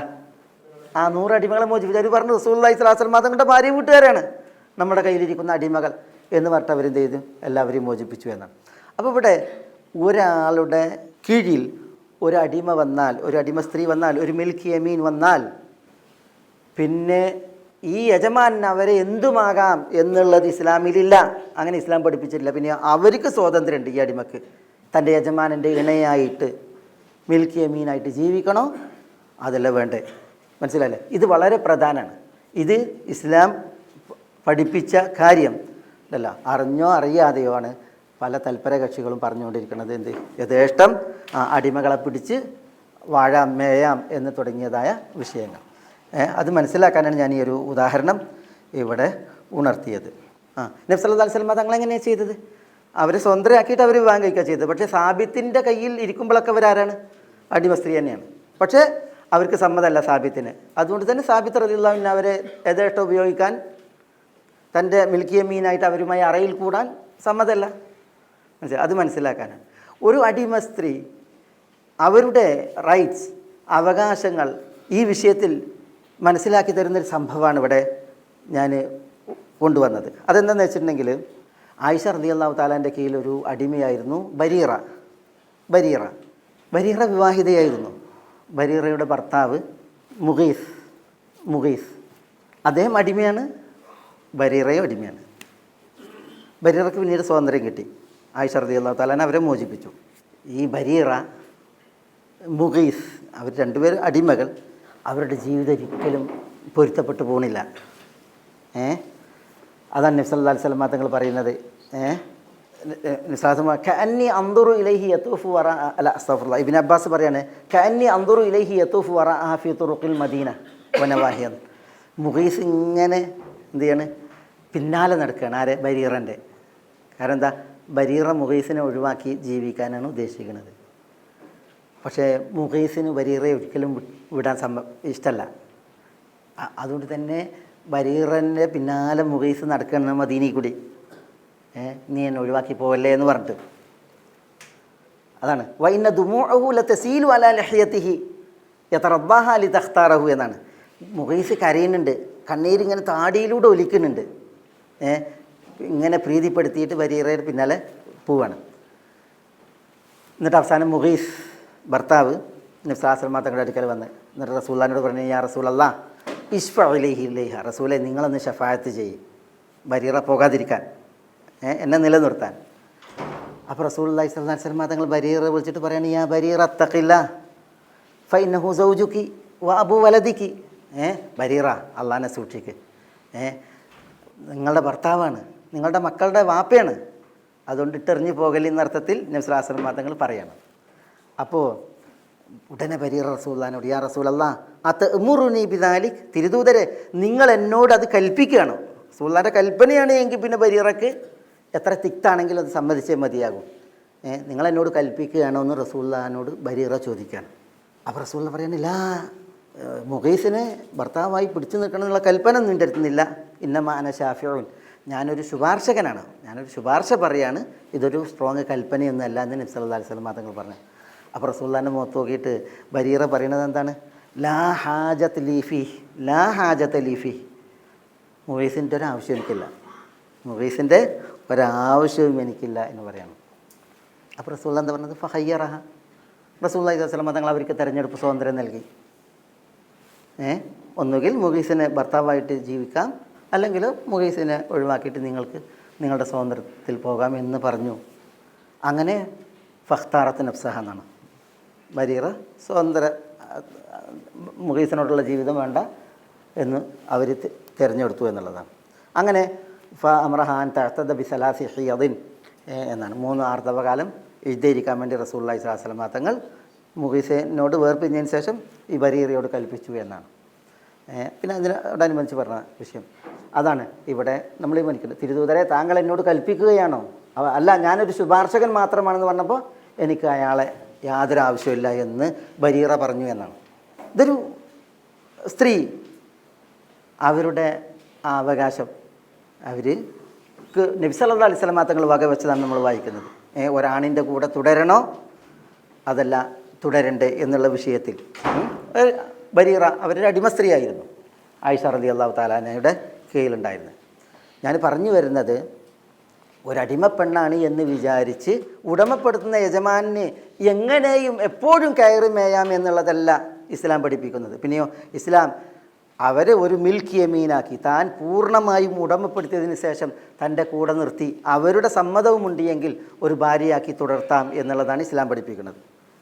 അതിനാ വന്ന സ്ത്രീയുടെ പൂർണ്ണ തൃപ്തിയും സമ്മതവും അനിവാര്യമാണ് എന്നുള്ളതാണ്. ഈ വിഷയത്തിൽ തസരിയുടെ വിഷയത്തിൽ അടിസ്ഥാനമായിട്ടുള്ള ഒരു വിഷയമാണ്. തൻ്റെ വിഹിതത്തിൽ ഒരടിമ വന്നാൽ അടിമയാക്കിയിട്ട് തുടർത്താം. പക്ഷെ അവളുമായിട്ടുള്ള ലൈംഗിക ജീവിതം ഉണ്ടല്ലോ, അത് ഇങ്ങനെ പറ്റൂ. മിൽക്കി യമീനായി അനുവദനീയമായ ഒരു പെണ്ണായി അവളുടെ സമ്മതം ഉണ്ടെങ്കിലേ പറ്റൂ, തൃപ്തി ഉണ്ടെങ്കിലേ പറ്റൂ. അതില്ല എങ്കിൽ വ്യഭിചാരമാണ്. അതില്ല എങ്കിൽ ഈ ബന്ധം വ്യഭിചാരമാണ്. വ്യഭിചാര കുറ്റം ഇയാളിൽ ചാർത്തപ്പെടും. ഇസ്ലാമിക ശിക്ഷാ കോടതി ഉണ്ടെങ്കിൽ വിവാഹിതനാണ് എങ്കിൽ എറിഞ്ഞു കൊല്ലപ്പെടും, അല്ലെങ്കിൽ 100 അടിയും നാടുകടത്തലും ശിക്ഷയായിരിക്കും. പറഞ്ഞാൽ മനസ്സിലായ? ആ സാബിത്ത് ബിൻ ഖൈസിൻ്റെ അടുക്കൽ ജുബൈർ റളിയല്ലാഹു തആല അൻഹു ഉണ്ടായിരിക്കെ ഉള്ള ആ അവസ്ഥയാണ് ഇവിടെ നമ്മുടെ വിഷയം. മനസ്സിലായി? പിന്നെ അവർ നബി സല്ലല്ലാഹു അലൈഹി വസല്ലം തങ്ങളിൽ പ്രതീക്ഷ വെച്ചത് തൻ്റെ മോചനത്തിന് വേണ്ടിയുള്ള ദ്രവ്യം ചോദിച്ച് ചെന്നത്. അപ്പോൾ നബി സല്ലല്ലാഹു അലൈഹി വസല്ലം തങ്ങൾ അവർക്ക് മോചന ദ്രവ്യം നൽകി, അത് മഹറാക്കി, പിന്നെ അവരെ വിവാഹം കഴിച്ചതൊക്കെ അത് വേറെ വിഷയം. ഇവിടെ നമ്മുടെ വിഷയം എന്താണ്? ഒരു ആളുടെ വിഹിതത്തിൽ അല്ലെങ്കിൽ ഒരാളുടെ അടുക്കലേക്ക് ഒരു അടിമ സ്ത്രീ വരികയാണ് എങ്കിൽ വന്ന മാത്രയിൽ അയാൾക്ക് അതിനെ ഉപയോഗപ്പെടുത്തുക എന്നുള്ളത് ഇസ്ലാം അനുവദിച്ച സംഗതിയല്ല. പിന്നെ ആ വന്ന സ്ത്രീ നോക്കണം തനിക്കിത് അനുവദനീയമാകുന്ന പെണ്ണാണോ എന്നുള്ളത്. പിന്നെ അയാൾ അത് തൻ്റെ മിൽക്കി യമീനിൽ പൂർണ്ണമായ ഉടമസ്ഥതയിലെത്തിയതാണോ എന്നത് ഉറപ്പുവരുത്തണം. പിന്നെ ഒരു ലൈംഗിക ജീവിതത്തിന് തന്നോട് പൊരുത്തപ്പെടാൻ സമ്മതമുള്ള തൃപ്തിയുള്ളവളാണോ എന്ന് നോക്കണം. മനസ്സിലായി? അതില്ല എങ്കിൽ ലൈംഗികമായിട്ട് പ്രാപിക്കാൻ പാടുള്ളതല്ല. തൻ്റെ വീട്ടിൽ വേലയ്ക്ക് ജോലിക്കൊക്കെ ഉപയോഗപ്പെടുത്താം, അത് വേറെ വിഷയം. ലൈംഗിക ജീവിതം ഉണ്ടല്ലോ അത് തുടർത്താൻ, അതാണ് തസരി. അതിനവരുടെ തൃപ്തി മസ്റ്റാണ്. ഇസ്ലാം ഒരു സാമൂഹ്യ സാഹചര്യത്തിൽ അടിമകളുടെ ഒരു സമുദ്രം ഇവിടെ നിലനിൽക്കുന്ന കാലഘട്ടത്തിലാണ് ചെയ്യുന്നത്. ഇസ്ലാമിൻ്റെ ഈ നിയമങ്ങളും കാര്യങ്ങളൊക്കെ ഇവിടെ ആവിഷ്കരിക്കപ്പെടുന്നത്. അതുകൊണ്ട് തന്നെ പിന്നെ അന്ന് സാമൂഹ്യ ശ്രേണിയിൽ ഈ 2 നിലയുണ്ട്. മനസ്സിലല്ലേ? ഇസ്ലാം ആ ഒരു സാഹചര്യത്തെ കൈകാര്യം ചെയ്തുകൊണ്ടാണ് നിയമങ്ങൾ ഏതൊരു കാലത്തേക്കും പിന്നെ പ്രായോഗികവൽക്കരിക്കപ്പെടും വിധം അന്നത്തേക്കും എന്നത്തേക്കും പര്യാപ്തമായ രീതിയിലാണ് എന്ത് ചെയ്ത് ഇസ്ലാമിൻ്റെ നിയമങ്ങൾ വരുന്നത്. അതുകൊണ്ട് തന്നെ ഒരു അന്യപുരുഷൻ്റെ കീഴിലുള്ള ഒരു സ്ത്രീയും സ്വന്തം കീഴിലുള്ള ഒരു സ്ത്രീയാണ് ഒരു അടിമയായിട്ടുള്ള ഇണ. അതിന് താൻ ഭാര്യയാക്കുന്നതും മറ്റൊരാളുടെ കീഴിലുള്ള ഒരു സ്ത്രീയെ പിന്നെ ഭാര്യയാക്കുന്നതും തമ്മിൽ വ്യത്യാസമുണ്ട്. അത് അയാളുടെ ഉടമസ്ഥയിൽ നിന്ന് താൻ എടുക്കുന്ന ഒരു വിഷയമാണ്. അപ്പോൾ അയാളുടെ സമ്മതം വേണം. അതേപോലെ തന്നെ അതിന് 2 സാക്ഷികൾ വേണം. അതേപോലെ തന്നെ അവിടെ പറയുന്ന മഹർ വേണം. അതൊക്കെ ഒരു വിഷയമാണ്. കാരണം അത് മറ്റൊരാളുടെ ഉടമസ്ഥതയിലും കീഴിലുള്ള പെണ്ണാണ്. ഇതങ്ങനെയല്ല, ഇത് തൻ്റെ വീട്ടിലുള്ള പെണ്ണാണ്. പക്ഷേ അതിനെന്ത് ചെയ്യണം? അല്ലാഹു സുബ്ഹാനഹു വ തആല പറയണം, അതും ഒരു വികാരമുള്ളൊരു ജീവിയാണ്, അതൊരു മനുഷ്യനാണ്. ഒരു പുരുഷൻ്റെ സാന്നിധ്യം അതും ആഗ്രഹിക്കും. അതുകൊണ്ട് തന്നെ ഒരു പുരുഷൻ്റെ സാന്നിധ്യം അതിന് വേണമെങ്കിൽ ഇയാൾക്ക് എന്ത് ചെയ്യാം? അതിനെ വേറൊരാൾക്ക് കല്യാണം കഴിച്ചു കൊടുക്കാം, അല്ലെങ്കിൽ തനിക്കൊരു ജീവിതം നൽകാം. തനിക്കൊരു ജീവിതം നമ്മളിവിടെ പറഞ്ഞില്ലേ, അല്ലാഹു സുബ്ഹാനഹു വ തആല പറഞ്ഞത് അങ്ങനത്തെ സ്ത്രീകൾ നിങ്ങൾ കല്യാണം കഴിച്ചു വിടണമെന്ന്. വാങ്കിഹുൽ പിന്നെ അല്ലാഹു സുബ്ഹാനഹു വ തആല കൽപ്പിച്ചത് നമ്മൾ പറഞ്ഞില്ലേ സൂറത്തുൻ നൂറിലെ. ആ സ്ത്രീകൾ അങ്ങനെ വെറുതെ വിടാൻ പാടുള്ളതല്ല. ആണായാലും പെണ്ണായാലും അവർക്കും ഒരു ലൈംഗിക ജീവിതമുണ്ട്, വികാരമുണ്ട്. അതിനെ ശമിപ്പിക്കാൻ പൂരിപ്പിക്കാൻ നിങ്ങൾ എന്ത് ചെയ്യണം? അവരെ കല്യാണം കഴിച്ചു വിടണം എന്ന് അല്ലാഹു പറഞ്ഞു. അതില്ല എങ്കിൽ എന്ത് ചെയ്യണം? ഈ യജമാനന് അവർക്കൊരു ജീവിതം നൽകണം. അതിനെന്ത് വേണം? അവരുടെ തൃപ്തി ചോദിച്ച് തൃപ്തി മനസ്സിലാക്കിയിട്ട് അതിനെ ജീവിത സഖിയാക്കണം എന്നുള്ളതാണ്. മനസ്സിലായോ? ഇതേപോലെ ഇപ്പോൾ ഈ തസരിയുടെ വിഷയത്തിലുണ്ടല്ലോ, ഇപ്പം നബി സല്ലല്ലാഹു അലൈഹി വസല്ലം തങ്ങൾ ഒരു പിന്നെ അടിമ സ്ത്രീയെ തൻ്റെ ജീവിതത്തിലേക്ക് കൊണ്ടുവരാൻ, അവർക്കൊരു ജീവിതം നൽകാൻ ഉദ്ദേശിച്ചപ്പോൾ ഉമ്മു സുലൈം റളിയല്ലാഹു തആല അൻഹയെ നിയോഗിക്കുകയാണ് ചെയ്തത്. എന്തിന്? അവരെ പോയി നോക്കാൻ. പെണ്ണ് കാണൽ. നമ്മൾ പെണ്ണ് കാണാനുള്ള ഒരു സ്ത്രീയെ കല്യാണം കഴിക്കുകയാണെങ്കിൽ പെണ്ണ് കാണൽ ചടങ്ങിൽ നമ്മൾ എന്തൊക്കെ മാർഗ്ഗങ്ങൾ സ്വീകരിക്കും. അതേപോലെ നബി സല്ലല്ലാഹു അലൈഹി വസല്ലം തങ്ങൾ ഒരടിമ സ്ത്രീയെ കാണാൻ വേണ്ടിയിട്ട് ഉമ്മു സുലൈമിനെ നിയോഗിച്ചു. അവരുടെ വായ മണത്തു നോക്കാൻ പറഞ്ഞു, അവരുടെ കാലിൻ്റെ മടമ്പ് ഭാഗം നിരീക്ഷിക്കാൻ വേണ്ടിയിട്ട് റസൂലുള്ളാഹി സ്വല്ലല്ലാഹു അലൈഹി വസല്ലം തങ്ങൾ പറയുണ്ടായിരുന്ന. എന്തിന് വേണമെങ്കിൽ റസൂലുള്ളാഹിക്ക് ആ അടിമ സ്ത്രീ എന്ന് അറിഞ്ഞ മാത്രയിൽ പോയിക്കൂടെ അങ്ങോട്ട്. പക്ഷെ അതല്ല ചെയ്ത് റസൂലുള്ളാഹി സ്വല്ലല്ലാഹു അലൈഹി വസല്ലം തങ്ങൾ അവരെ കാണാൻ വേണ്ടി ആളെ നിയോഗിച്ച് എന്നിട്ട് അവരുടെ ഈ വിശേഷണങ്ങൾ അറിഞ്ഞ് മനസ്സിലാക്കിയിട്ട് വരാൻ വേണ്ടിയിട്ട് റസൂലുള്ളാഹി സ്വല്ലല്ലാഹു അലൈഹി വസല്ലം തങ്ങൾ പറയാണ് ചെയ്ത്. ഇത് ഞാനിവിടെ പറയാൻ കാരണം ഉണ്ടല്ലോ, ഇപ്പോൾ ഒരു സ്വതന്ത്ര സ്ത്രീയെ ഇണയാക്കുമ്പോൾ ഈ കാണൽ ചടങ്ങില്ലേ, അതേപോലെ തന്നെയാണ് ഒരു മിൽക്കി യമീനിനെ ഇണയാക്കുമ്പോഴുള്ള ഈ വിഷയവും. ഇസ്ലാം ഈ അടിമകളുടെ വിഷയത്തിൽ പറഞ്ഞ ഇത്രയും പെരുമാറ്റങ്ങളും കാര്യങ്ങളും ഒക്കെ ഉണ്ടായിരിക്കെ ഇന്ന് ചിലർ ഈ വിഷയത്തിൽ എടുത്തിടുന്നൊരു വിഷയമാണ് അബ്ദുല്ലാഹി ഇബ്നു ഉമർ റളിയല്ലാഹു തആല അൻഹു. ഞാൻ ഇവിടെ എഴുതിയിട്ടുണ്ട്. അബ്ദുല്ലാഹി ഇബ്നു ഉമർ റളിയല്ലാഹു തആല അൻഹു ഒരു അടിമ സ്ത്രീയെ സ്വീകരിക്കാൻ വേണ്ടിയിട്ട് ഉദ്ദേശിച്ചപ്പോൾ അവരുടെ മാറുഭാഗത്ത് ഇങ്ങനെ തൊട്ടു നോക്കി, അതേപോലെ തന്നെ ഊരയുടെ ഭാഗത്ത് തൊട്ടു നോക്കി എന്നാണ് ഒരു നിവേദനം ഉള്ളത്. അതന്നെ അവരുടെ വസ്ത്രത്തിൻ്റെ പുറത്ത് നിന്ന് ഹദീസിലുണ്ട്, അതിൻ്റെ റിപ്പോർട്ടിലുണ്ട്. വസ്ത്രത്തിൻ്റെ പുറത്ത് കൈവച്ച് നോക്കി തൊട്ടു നോക്കി എന്നുള്ളതാണ് ഇബ്നു ഉമർ റളിയല്ലാഹുവിൻ്റെ വിഷയം. ഇതാണ് ഇന്ന് പല തൽപര കക്ഷികളും പ്രചണ്ഡമായി പ്രചരിപ്പിക്കുന്നത്. ഈ വസ്ത്രത്തിൻ്റെ പുറത്ത് കൈവച്ച് എന്നുള്ളത് പോലും മുടി വെച്ചിട്ടാണ് എന്ത് ചെയ്യണത്, അതിനെ അവർ ചിത്രീകരിക്കണത്. പിന്നെ ഈ അവതരിപ്പിക്കുന്ന ആളുകളൊക്കെ ഉണ്ടല്ലോ, ഇതൊക്കെ ചിത്രീകരിക്കാൻ മാത്രം അനുഭവസ്ഥരായതുകൊണ്ട് തന്നെ ഏത് രീതിയിലും അവരത് വർണ്ണിക്കും. ഒരു മിൽക്കി യമീനെ അല്ലെങ്കിൽ ഒരു ജാരിയത്തിനെ തനിക്ക് ഇണയായി സ്വീകരിക്കാൻ ഇബ്നു ഉമർ ഉദ്ദേശിച്ചപ്പോൾ അങ്ങനെ ചെയ്തു എന്നാണ്. അവരെ അതിന് ഈ രീതിയിൽ ഖിത്ബത്ത് നടത്തിയെന്നാണ്, വിവാഹാന്വേഷണം നടത്തിയെന്നാണ്. അതിലൊന്ന് നബി സല്ലല്ലാഹു അലൈഹി വസല്ലം തങ്ങൾ ഒരിക്കലും ഈ രീതിയിലല്ല എന്ന് അത് മനസ്സിലാക്കാൻ ഞാൻ ഉമ്മു സുലൈമിൻ്റെ പറഞ്ഞത്. റസൂലുള്ള ഒരു പെണ്ണിനെ നിയോഗിക്കുകയാണ് അവരെ പോയി നോക്കാനും കാണാനും, അവരെ തൻ്റെ ജീവിത സഖിയാക്കുന്നതിന് മുമ്പ്. പിന്നെ അബ്ദുല്ലാഹി ഇബ്നു ഉമറിൻ്റെ വിഷയം ഉണ്ടല്ലോ, ഒന്നാമതൊരു സഹാബിയുടെ പ്രവൃത്തിയാണ്. ഇബ്നു ഉമർ മഹാനാണ് റളിയല്ലാഹു തആല അൻഹു, അതിലൊന്നും ഇഷ്കാലല്ല. പക്ഷേ ഇബ്നു ഉമറിൻ്റെ ഒരു വാക്ക് ദീനിലെ തെളിവാണ്, നമ്മുടെ ദീനിലെ തെളിവാണ്. ഖൗലു സഹാബി അല്ല, സഹാബികളുടെ ഇജ്മാ ആണ് തെളിവ്.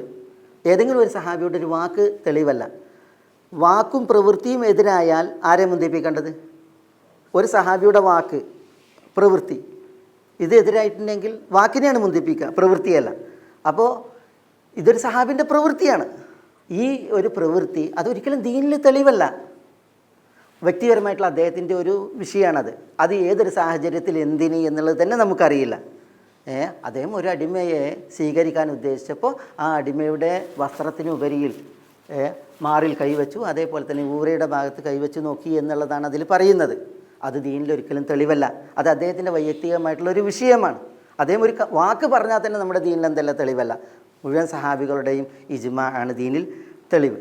എന്നിരിക്കെ പിന്നെ നബി സല്ലല്ലാഹു അലൈഹി വസല്ലം തങ്ങളുടെ മഹിത മാതൃകകൾ ഈ വിഷയത്തിൽ ഉണ്ടായിരിക്കെ ഏതെങ്കിലും ഒരു വ്യക്തിയുടെ ഒരു പ്രവൃത്തി അതിനെ വികലമായി ചിത്രീകരിച്ചിട്ട് ഈ അടിമകളുടെ വിഷയം ഇസ്ലാമിൽ വളരെ പരാജയമാണ്, അടിമകളോട് ക്രൂരതയാണ് എന്നാണ് ഇന്ന് എന്ത് ചെയ്യണത് ഈ സാമൂഹ്യ മാധ്യമങ്ങളിൽ പ്രചരിപ്പിച്ചുകൊണ്ടിരിക്കുന്നത്. അത് ഒന്ന് അളക്കാൻ വേണ്ടിയിട്ടാണ് ഞാൻ എന്ത് ചെയ്തത്, ഈ ഒരു വിഷയം ഇവിടെ ഇബ്നു ഉമറിൻ്റേത് ഇവിടെ ഉണർത്തിയത്. മനസ്സിലായോ? ഇനി ഇതിൽ ഒരു അടിമ സ്ത്രീയെ മിൽക്കി യമീനായി ഒരാൾ നിലനിർത്തിയാൽ, തൻ്റെ ഇണയായി മിൽക്കി യമീനായി നിലനിർത്തിയിട്ടുണ്ടെങ്കിൽ ഇസ്ലാമിൽ ഈ മിൽക്കി യമീൻ, ഈ പെണ്ണുണ്ടല്ലോ, ഈ പെണ്ണിൻ്റെ ഉമ്മ അടിമ സ്ത്രീയാണെങ്കിൽ ഇയാൾക്ക് ആ പെണ്ണിൻ്റെ ഉമ്മനെ ഹറാമാണ്. ഈ മിൽക്കി യമീനിന് മക്കളുണ്ട് എങ്കിൽ, പെൺമക്കളുണ്ട് എങ്കിൽ ഈ യജമാനി ആ പെൺമക്കൾ നിഷിദ്ധാണ്. നോക്കി നിങ്ങൾ, സെരിയ എന്ന് പറഞ്ഞെങ്കിൽ എന്താ, സെരിയ എന്ന് പറഞ്ഞാൽ ആരാ പറയും? മിൽക്കി യമീനിലെ ഭാര്യ, അതിൻ്റെ മാതാവ് ഈ യജമാനിന് ഹറാമാണ്. സെരിയയുടെ മക്കൾ, പെൺമക്കൾ ഇയാൾക്ക് ഹറാമാണ്. ഇനി ഈ സെരിയക്കൊരു സഹോദരി ഉണ്ട് നോക്കുക, സെരിയക്കൊരു സഹോദരി ഉണ്ട് നോക്കുക. ഈ സെരിയയെയും അതിൻ്റെ സഹോദരിയെയും ഒന്നിപ്പിക്കൽ മിൽക്കി യമീനായി ഒന്നിപ്പിക്കാൻ പാടില്ല. കാരണം എന്താ, വാ യജ്മഉ ബൈനൽ ഉഖ്തൈൻ, രണ്ട് സഹോദരിമാരെ ഒപ്പം ഭാര്യമാരായി വെക്കാൻ പാടില്ല. അത് മിൽക്കി യമീനും ബാധകമാണ്. ഏട്ടത്തി അഞ്ചത്തി മിൽക്കി യമീനായിട്ട് വന്നിട്ടുണ്ടെങ്കിൽ ഒരാളെയാണ് എന്ത് മിൽക്കി യമീനായിട്ട് തൻ്റെ ഇണയായിട്ട് നിലനിർത്താൻ പാടുള്ളൂ, മറ്റേ ആളതിന് പാടുള്ളതല്ല, ഇവൾ വേർപിരിയുന്നത് വരെ. അതേപോലെ തന്നെയാണ് സെരിയയുടെ മാതൃ സഹോദരിയുടെയും അതേപോലെ പിതൃ സഹോദരിയുടെയൊക്കെ വിഷയം. ഒരു പെണ്ണിനെയും മാതൃ സഹോദരിയെയും ഒന്നിച്ച് ഇണയാക്കാൻ പാടില്ല എന്നതുപോലെ, ഭാര്യമാരായി നിലനിർത്താൻ പാടില്ല എന്നതുപോലെ മിൽക്കി യമീനായിട്ടും പാടില്ല എന്നുള്ളതാണ് പറഞ്ഞത്. മനസ്സിലാണ്ട് ഈ വിഷയം. അതേപോലെ തന്നെ നോക്കി നിങ്ങൾ, ഇമാം മാലിക്കിൻ്റെ ഇബ്നു ശിഹാബിൽ നിന്നുള്ള ഫത്വയാണത്. 3 തലാഖ് നിർവഹിച്ച് വേർപിരിയാത്ത കാലത്തോളം മിൽക്കി യമീനിലൂടെ അയാൾക്ക് അനുവദനീയമാണ്. അയാൾ 3 തലാഖ് നിർവഹിച്ച് വേർപിരിഞ്ഞിട്ടുണ്ട് എങ്കിൽ അവളുമായി മിൽക്കി യമീനിലൂടെ ബന്ധപ്പെടൽ അവന് അനുവദനീയമാവില്ല, അവൾ മറ്റൊരു ഭർത്താവിനെ സ്വീകരിക്കുന്നത് വരെ. ഒരാൾ ഭാര്യയെ 3 തവണ തലാഖ് ചൊല്ലിയിട്ടുണ്ടെങ്കിൽ പിന്നെ ഈ ഭാര്യയെ ഇയാൾക്ക് ഇണയാണെങ്കിൽ എന്ത് വേണം? അവളെ വേറൊരാൾ കല്യാണം കഴിച്ച് സ്വാഭാവിക വിവാഹമോചനം നടത്തിയിട്ടുണ്ടെങ്കിൽ പറ്റുള്ളൂ. അതേപോലെ തന്നെയാണ് മിൽക്കി യമീൻ്റെയും വിഷയം. ഞാൻ ഈ മസാല പറയുന്നത് എന്തിനാന്ന് വെച്ചാൽ, ഒരടിമ പെണ്ണ് വന്നിട്ടുണ്ട് എങ്കിൽ ഒരു വിവാഹബന്ധത്തിൽ പാലിക്കേണ്ട സൂക്ഷ്മതയുടെയും അതേപോലെ തന്നെ കണിശതയുടെയും ഒക്കെ വിഷയം ഈ മിൽക്കി യമീൻ്റെയും വിഷയത്തിലുണ്ട് എന്നുള്ളത് മനസ്സിലാക്കാനാണ്. മനസ്സിലായ? അതിൽ പിന്നെയും ചില ഫലങ്ങളുണ്ട്. അതേപോലെ തന്നെയാണ് ഈ തസരിയുടെ വിഷയം. ഒരാൾ ഉണ്ടല്ലോ, ഒരു മിൽക്കി യമീനെ സ്വീകരിച്ചാൽ ഈ സ്വീകരിച്ച യജമാനൻ്റെ വാപ്പ ഈ പെണ്ണിന് മഹറമാണ്. ഇയാൾക്ക് ആൺമക്കൾ ഉണ്ട് എങ്കിൽ ആ ആൺമക്കൾ ഈ പെണ്ണിന് മഹറമാണ്. ഏതുപോലെ? ഭാര്യയാണെന്ന പോലെ. പറഞ്ഞ് മനസ്സിലാണ്ടോ? ഇത്തരം മസാലകളൊക്കെയും ഈ മിൽക്കി യമീൻ്റെയും വിഷയത്തിലുണ്ട്. അതാണ് നമ്മൾ പറഞ്ഞത്. ഒരിക്കലും ഇത് ഒരു അടിമ പെണ്ണിനെ കിട്ടിയിട്ടുണ്ടെങ്കിൽ യഥേഷ്ടം കൈകാര്യം ചെയ്യാൻ ഏവർക്കും സമ്മതമുള്ള ഒരു വിഷയം ആണ് എന്നുള്ള ചിത്രീകരണം അത് വളരെ അപകടമാണ്. അത് ഇസ്ലാമികല്ല. ഇവിടെ നോക്കി നിങ്ങൾ, ഉമർ പറയുന്നത് അയ്യുമാ റജുലിൻ ഖശിയ അമതഹു സുമ്മ ദയ്യഅഹ ഫദ്ദയ്യതു അലൈഹി വൽ വലദു വലദുഹു എന്നാണ്. ഒരടിമ പെണ്ണിനെ ഇണയായിട്ട് ഒരാൾ പ്രാപിച്ചിട്ടുണ്ട് എങ്കിൽ എന്നിട്ട് ആ പെണ്ണിനെ അയാൾ പാഴാക്കിയിട്ടുണ്ടെങ്കിൽ, ഉപേക്ഷിച്ചിട്ടുണ്ടെങ്കിൽ ഇയാളുടെ മേൽ ബാധ്യതയാണ് ഈ അടിമ പെണ്ണ്. അതിലുള്ള കുട്ടി അത് ഇയാളുടെ കുട്ടിയാണ്, ഈ യജമാനൻ്റെ കുട്ടിയാണ്. അതുകൊണ്ട് തന്നെ പിന്നെ ഒരു പെണ്ണിനെ പ്രാപിക്കുക, അതിനെ വിടുക, പോവുക, ഗർഭിണിയാക്കുക, എന്നിട്ട് അതിനെ വിടുക, പോവുക, ആ പരിപാടി ഇസ്ലാമിലില്ല. ഇസ്ലാമിൽ പ്രാപിച്ചു കഴിഞ്ഞിട്ടുണ്ട് എങ്കിൽ ഈ സ്ത്രീ ഇയാളുടെ ഉമ്മവലതാണ്, അതിലുണ്ടാകുന്ന കുട്ടി ഇയാളുടെ കുട്ടിയാണ്. ഇയാൾ മരിക്കുന്നതോടുകൂടി പിന്നെ ആ സ്ത്രീ പൂർണ്ണ സ്വതന്ത്രയാണ്. മനസ്സിലായേ? അതൊക്കെ ഇതിൽ നമുക്ക് മനസ്സിലാക്കാനുള്ള വിഷയമാണ് ഈ തസരിയുടെ വിഷയത്തിൽ. പിന്നെ ഒരു വലായിൻ്റെ വിഷയമാണ്. ഒരാൾ തൻ്റെ കീഴിലുള്ള അടിമയെ മോചിപ്പിച്ചാൽ, അടിമ സ്ത്രീയെ മോചിപ്പിച്ചാൽ ആ മോചിപ്പിക്കപ്പെട്ട അടിമയും ഈ ഉടമയും തമ്മിലുള്ള ഒരു ബന്ധം, അതാണ് വലാ. മനസ്സിലായോ? അടിമയും ഉടമയും അനന്തരം എടുക്കപ്പെടുന്നൊരു ബന്ധം വരും.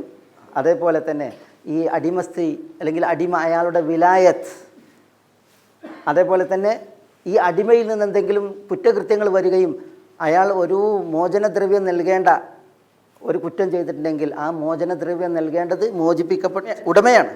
മനസ്സിലായില്ലേ? അതേപോലെ തന്നെ ഉടമ മരിച്ചാൽ ജനാസ നിസ്കാരം, അതേപോലെ തന്നെ അടിമ മരിച്ചാൽ ജനാസ നിസ്കാരം ഉണ്ടല്ലോ. ഇതൊക്കെ സ്ഥിരപ്പെടും ഈ വലായിലൂടെ. ഉണ്ടോ? നബി സല്ലല്ലാഹു അലൈഹി വസല്ലം തങ്ങൾ പറഞ്ഞു, വലാ എന്നാൽ രക്തബന്ധം പോലുള്ള ഒരു ബന്ധമാണ്. അത് വിൽക്കപ്പെടുകയില്ല, ദാനം ചെയ്യപ്പെടുകയില്ല. അൽ വലാ ലുഹ്മത്തുൻ കലുഹ്മത്തിൻ നസബ് എന്നാണ്. രക്തബന്ധം എങ്ങനെയാണ് അതുപോലെയാണ് വലായി എന്നാണ്. മോചിപ്പിക്കപ്പെട്ട അടിമയും അല്ലെങ്കിൽ അടിമ സ്ത്രീയും മോചനം നൽകിയ യജമാനനും ഇവർ തമ്മിലുള്ള ബന്ധം. മനസ്സിലായില്ല? അതൊരു വലിയ ഒരു മസലയാണ്. പിന്നെ ഇസ്ലാം ഈ അടിമ ഉടമ ബന്ധത്തിൽ കാഴ്ചവെച്ച സുന്ദരമായ ഒരു മാതൃകയാണ്. അതൊരു വലിയ വിഷയമാണ്. നമ്മൾ സൂറത്ത് അഹ്സാബിൻ്റെ തഫ്സീറിൽ അതിൻ്റെ കുറേ മസലകൾ പറഞ്ഞു പോയിട്ടുണ്ട്. മനസ്സിലായോ? പിന്നെ ഈ ബന്ധമില്ലാത്ത രീതിയിൽ മോചിപ്പിക്കൽ, ഒരാൾക്ക് ഒരടിമയെ യാതൊരു അവകാശവുമില്ലാതെ മോചനം നൽകി പ്രഖ്യാപിക്കാം. അതിനാണ് ഈ സായിബത്ത് എന്ന് പറയാം. അബുൽ ആലിയ റളിയല്ലാഹു തആല അൻഹുവിനെ യജമാനത്തി മോചിപ്പിച്ചത് അതിൻ്റെ ഒരു ഉദാഹരണമായിട്ട് ചരിത്രത്തിൽ നമുക്ക് വായിക്കാൻ സാധിക്കും. ഞാൻ ഇവിടെ അടിമ സ്ത്രീകളുടെയൊക്കെ വസ്ത്രധാരണവുമായി ബന്ധപ്പെട്ടുള്ള വിഷയം, അതും ഏറെ ഇതിൽ ഇന്ന് ചർച്ച ചെയ്യപ്പെടുന്നൊരു വിഷയമാണ്. ഇബ്നു ഹസം റഹ്മത്തുള്ളാഹി അലൈഹി നോക്കൂ നിങ്ങൾ, ഒരു അടിമ സ്ത്രീയെ നോക്കുന്ന വിഷയത്തിൽ പറഞ്ഞത്, ഒരന്യൻ ഒരടിമ സ്ത്രീയെ നോക്കുന്ന വിഷയത്തിൽ തീർച്ചയായും അടിമ സ്ത്രീ സ്വതന്ത്ര സ്ത്രീയെ പോലെയാണ്.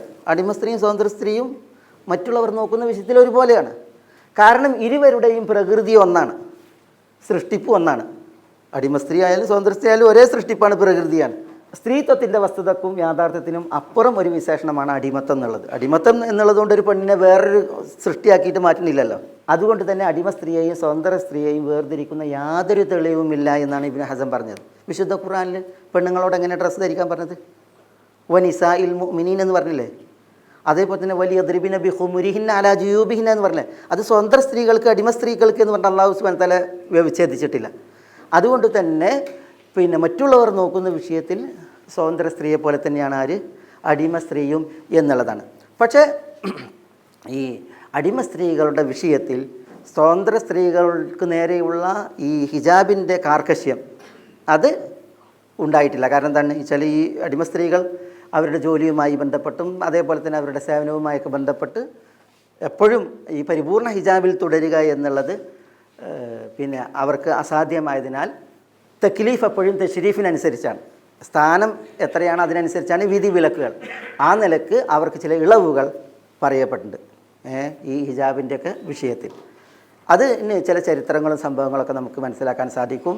പൂർണ്ണമായ ഹിജാബിൽ അടിമകളായിട്ടുള്ള സ്ത്രീകൾ നബി സല്ലല്ലാഹു അലൈഹി വസല്ലം തങ്ങളുടെ കാലത്തായാലും അതിനുശേഷമായാലും അങ്ങനെ സ്വതന്ത്ര സ്ത്രീകളെ പോലെ വസ്ത്രം ധരിച്ച് നടന്നിരുന്നില്ല എന്നുള്ള വിഷയത്തിൽ മനസ്സിലായോ? പിന്നെ നിസ്കാരത്തിൻ്റെ വിഷയത്തിൽ ഒരു അടിമ സ്ത്രീ എത്ര മറച്ചാൽ അവരുടെ നിസ്കാരം സാധുവാകുമെന്നൊരു മസലുണ്ട്. അതിൻ്റെ അർത്ഥം ഒരു സ്ത്രീ അത്രേ മറക്കാവൂ എന്നുള്ളതല്ല. പിന്നെയോ ഈ ഒരു വിഷയമാണ് നമ്മൾ ഫിഖ് കിതാബുകളിൽ വായിക്കുക. നിസ്കാരത്തിൽ നിർബന്ധമായി മറക്കേണ്ട ഭാഗം മുട്ടുപൊക്കലിനിടയിലുള്ള ഭാഗമാണ്. അത്ര മറച്ച് നിസ്കരിച്ചാൽ അവരുടെ നിസ്കാരം സാധുവാണ്. അതേ പറഞ്ഞിട്ടുള്ളൂ, അന്യരുടെ സാന്നിധ്യത്തിലല്ല. അന്യരുടെ സാന്നിധ്യത്തിൽ എന്ത് നമ്മൾ പറഞ്ഞില്ലേ? അതേസമയം ഒരു സ്ത്രീ, ഒരു അടിമ സ്ത്രീ, അവരുടെ നിസ്കാരം സാധുവാകാൻ എത്ര മറച്ചാൽ മതി? മുട്ടുപൊക്കലിനിടയിലുള്ള ഭാഗം മറച്ചാൽ തന്നെ അവരുടെ നിസ്കാരം ശരിയാകും, അവരുടെ നിസ്കാരം സാധുവാകും എന്നുള്ളതാണ്. അതിൻ്റെ അർത്ഥം അത്ര മറച്ച് നിസ്കരിക്കണം എന്നാ. അതാണ് നിസ്കാരത്തിലൊരു സ്ത്രീയുടെ മറവി എന്ന. ഇപ്പം നമ്മൾക്ക് എത്ര മറച്ചാൽ മതി? മുട്ടുപൊക്കലിനിടയിൽ മറച്ച് നിസ്കരിച്ചാൽ മതി. ആരങ്ങനെ നിസ്കരിക്കാറ്? അങ്ങനെ നിസ്കരിക്കാനാണോ പറഞ്ഞത്? ഖുദു സീനത്തക്കും ഇൻദ കുല്ലി മസ്ജിദ് എന്ന് പറഞ്ഞത് ഇല്ലേ? അപ്പോൾ ഒരാളെന്ത് ചെയ്തു? ഇങ്ങനെ മറച്ച് നിസ്കരിച്ചു, അവരുടെ നിസ്കാരം ശരിയാണ്, അത്രയേ ഉള്ളൂ. അതേപോലെയാണ് അടിമ സ്ത്രീയുടെ വിഷയത്തിലും പറഞ്ഞിട്ടുള്ളത്. മുട്ടുപൊക്കലിനിടയിലുള്ള ഭാഗം മറച്ച് നിസ്കരിച്ചില്ലെങ്കിൽ അവരുടെ നിസ്കാരം സാധുവാണ്, ശരിയാണ്.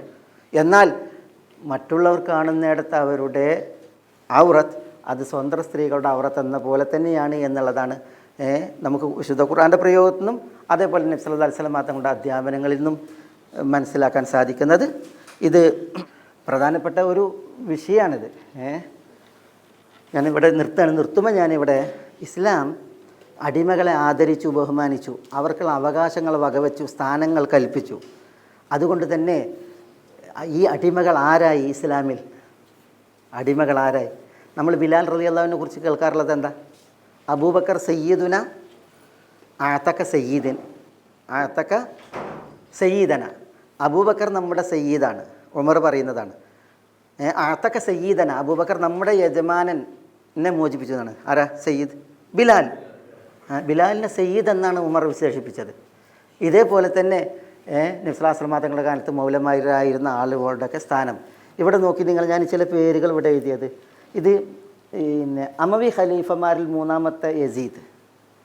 യസീദ് ബിൻ മുആവിയ ഉണ്ട്, പിന്നെ യസീദ് ബിൻ അബ്ദുൽ മലിക് ഉണ്ട്, പിന്നെ യസീദ് ബിനുൽ വലീദ് ഉണ്ട്. അമവി ഖലീഫമാരിൽ 3 യസീദന്മാരുണ്ട്. അതിൽ മൂന്നാമത്തെ യസീദ് ഇതൊരു അടിമ സ്ത്രീയുടെ മകനാണ്. വലീദ് കല്യാണം കഴിച്ചിരുന്ന ഒരു പേർഷ്യക്കാരി യുദ്ധബന്ദി, അവരിലുണ്ടായ കുട്ടിയാണ് ഈ യസീദ്. അദ്ദേഹം ഒരു ഖലീഫയായി അമവി ഖിലാഫത്തിൽ വാണു എന്നുള്ളതാണ്. അബ്ബാസി ഖിലാഫത്തിലേക്ക് വന്നിട്ടുണ്ടെങ്കിൽ നോക്കി നിങ്ങൾ, ഇത് അബൂ ജാഫർ അൽ മൻസൂർ, രണ്ടാം അബ്ബാസി ഖലീഫ. ഒന്നാമത്തെ ഖലീഫ അബുൽ അബ്ബാസ് സഫാഹ്, രണ്ടാമത്തേത് അബൂ ജാഫർ അൽ മൻസൂർ. എത്ര പ്രസിദ്ധനാണ് അബൂ ജാഫർ അൽ മൻസൂർ. അദ്ദേഹത്തിൻ്റെ ഉമ്മ ഒരു അടിമ സ്ത്രീയായിരുന്നു, ബർബറുകളിൽ നിന്നുള്ള. ബർബർ എന്ന് പറഞ്ഞാൽ ആരാ? ബർബറിയൻ, ആ വർഗത്തിൽപ്പെട്ട. അതേപോലെ ഖലീഫ ഹാറൂൺ റഷീദ്, ഹാറൂൺ റഷീദിൻ്റെ ഉമ്മ ഒരു അടിമ സ്ത്രീയായിരുന്നു. അതേപോലെ തന്നെ ഹാറൂൺ റഷീദിൻ്റെ മകൻ മഅ്മൂൻ, അതേപോലെ തന്നെ മുഅ്തസിം ബില്ല, അതേപോലെ മുഅ്തസിം ബില്ലൻ്റെ മകൻ വാസിഖ് ബില്ല ഉണ്ടോ. പിന്നെ അബ്ബാസി ഖിലാഫത്തിൽ മുഹ്തദി, അൽ മുഹ്തദി, അൽ മുൻതസിർ, അൽ മുസ്തഈൻ, അൽ മുക്തഫി, അൽ മുക്തദിർ, ഇങ്ങനെ തുടങ്ങി, പിന്നെ അൽ മുസ്തദി, ഇങ്ങനെ തുടങ്ങി പല ഖലീഫന്മാരുണ്ട്. ഇവരൊക്കെ ആരായിരുന്നു? അവരൊക്കെ പിന്നെ ഈ യുദ്ധത്തിൽ ബന്ദികളായി പിടിക്കപ്പെട്ട് അടിമകളാക്കി പിന്നെ അടിമകളായി സ്വീകരിക്കപ്പെട്ട സ്ത്രീകളുടെ മക്കളാണ് ഇതൊക്കെ അല്ലേ. ഇവർക്കൊക്കെ അധികാരത്തിൽ സ്വാധീനമുണ്ടായി, അവരൊക്കെ ഖലീഫന്മാരായി വേണം അല്ലേ. ഇതിനെ തുടർന്നാണ് പിന്നെ മംലൂക്കുകളുടെ ഖിലാഫത്ത് വന്നത്. ഇവരൊക്കെ എന്താണ്? ഇവരൊക്കെ ആരാണ്? അടിമകളാണ് അവരുടെ ഉമ്മമാർ അല്ലേ. അപ്പോൾ സ്വാഭാവികമായിട്ടും ഉമ്മാൻ്റെ കുടുംബക്കാർക്ക് എന്തുണ്ടാവും? സ്വാധീനം ഉണ്ടാവുമല്ലോ. അബ്ബാസി ഖിലാഫത്തിന് ശേഷം പിന്നെ ആരാ വന്നത്? അബ്ബാസി ഖിലാഫത്തിന് ശേഷം മംലൂക്കുകളുടെ ഖിലാഫത്താണ് വന്നത്. പിന്നെയാണ് ഉസ്മാനികൾ വരുന്നത്. ഉണ്ട്. ഈ മംലൂക്കുകൾക്ക് ഖിലാഫത്ത് വരാൻ തന്നെ കാരണം എന്താണ്? ഈ രീതിയിലുള്ളതായ പിന്നെ അവരുടെ സ്വാധീനമാണ്. ഏതായാലും ഞാൻ പറഞ്ഞത് എന്താ വെച്ചാൽ, ഇസ്ലാം ഈ അടിമകൾക്ക് നൽകിയ പരിഗണനകൾ, അവർക്ക് വകവെച്ച അവകാശങ്ങൾ, ഇത് കാരണത്താൽ ഇതിപ്പോൾ നമ്മൾ ചില ഭരണാധികാരികളെ എഴുതിയത് ഇതിൽ പരിമിതമല്ല. പണ്ഡിതന്മാരെ നോക്കി നിങ്ങൾ, ഫുഖഹാക്കൾ, മുഹദ്ദിസുകൾ നോക്കിയത്, അലി സൈനുൽ ആബിദീൻ, സാലിം ഇബ്നു ഉമർ, ഖാസിം ഇബ്നു മുഹമ്മദ്. പേർഷ്യക്കാരോടുള്ള യുദ്ധത്തിൽ യസ്ദജർദ് രാജാവിൻ്റെ മക്കൾ പിടികൂടപ്പെട്ടു, അവർ ബന്ദികളാക്കപ്പെട്ടു, അവർ യുദ്ധത്തിൽ അടിമകളാക്കപ്പെട്ടു. ഈ അടിമകളെ ഒരാളെ ഹുസൈൻ റളിയല്ലാഹു അൻഹു വിവാഹം കഴിച്ചു, ഉമ്മു വലദ്, അതിലാണ് അലി സൈനുൽ ആബിദീൻ കുട്ടി ഉണ്ടായത്. ഒരാളെ അബ്ദുല്ലാഹി ഇബ്നു ഉമർ കല്യാണം കഴിച്ചു, തൻ്റെ വെള്ളാട്ടിയായി സ്വീകരിച്ചു, അതിലാണ് സാലിം ബിൻ ഉമർ ഉണ്ടായത്. ഒരാളെ അബൂബക്കർ റളിയല്ലാഹുവിൻ്റെ മകൻ മുഹമ്മദ് തൻ്റെ ഇണയായി സ്വീകരിച്ചു, അതിലാണ് ഖാസിം ഇബ്നു മുഹമ്മദ് കുട്ടി ഉണ്ടായത്. അബൂബക്കർ റളിയല്ലാഹുവിൻ്റെ പേരക്കുട്ടി ഖാസിം. ഈ ഖാസിം മദീനയിൽ അറിയപ്പെട്ട 7 ഫുഖഹാക്കളിൽ ഒരാളാണ്. സാലിം ഇബ്നു ഉമർ സയ്യിദു താബിഈൻ, താബിഈങ്ങളിൽ സയ്യിദ് എന്ന വിശേഷണമുള്ള ആളാണ്. അലി സൈനുൽ ആബിദീൻ, ഹുസൈൻ റളിയല്ലാഹുവിൻ്റെ മകൻ അലി സൈനുൽ ആബിദീൻ, എത്ര ഒരു താരശോഭയാണ് അലി സൈനുൽ ആബിദീൻ. ഇതൊക്കെ അടിമകളായിട്ടുള്ള സ്ത്രീകൾക്ക് ജനിച്ച മക്കളാണ്.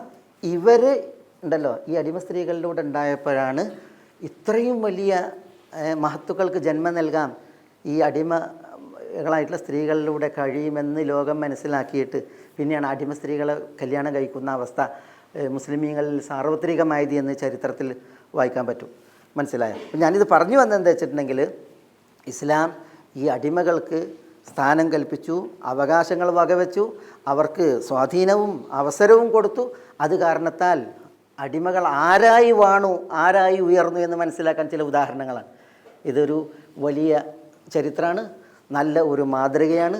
അതുകൊണ്ട് തന്നെ ഈ അടിമത്ത സമ്പ്രദായം ഇസ്ലാമിൽ അത് പിന്നെ ഒരിക്കലും മറ്റു മതങ്ങളിലോ അതേപോലെ മറ്റു നാടുകളുടെയും ജനതകളുടെയും ചരിത്രത്തിലോ നമ്മൾ കേൾക്കുന്നത് പോലെ വായിക്കുന്നത് പോലുള്ള ഒരു വിഷയമേ അല്ല.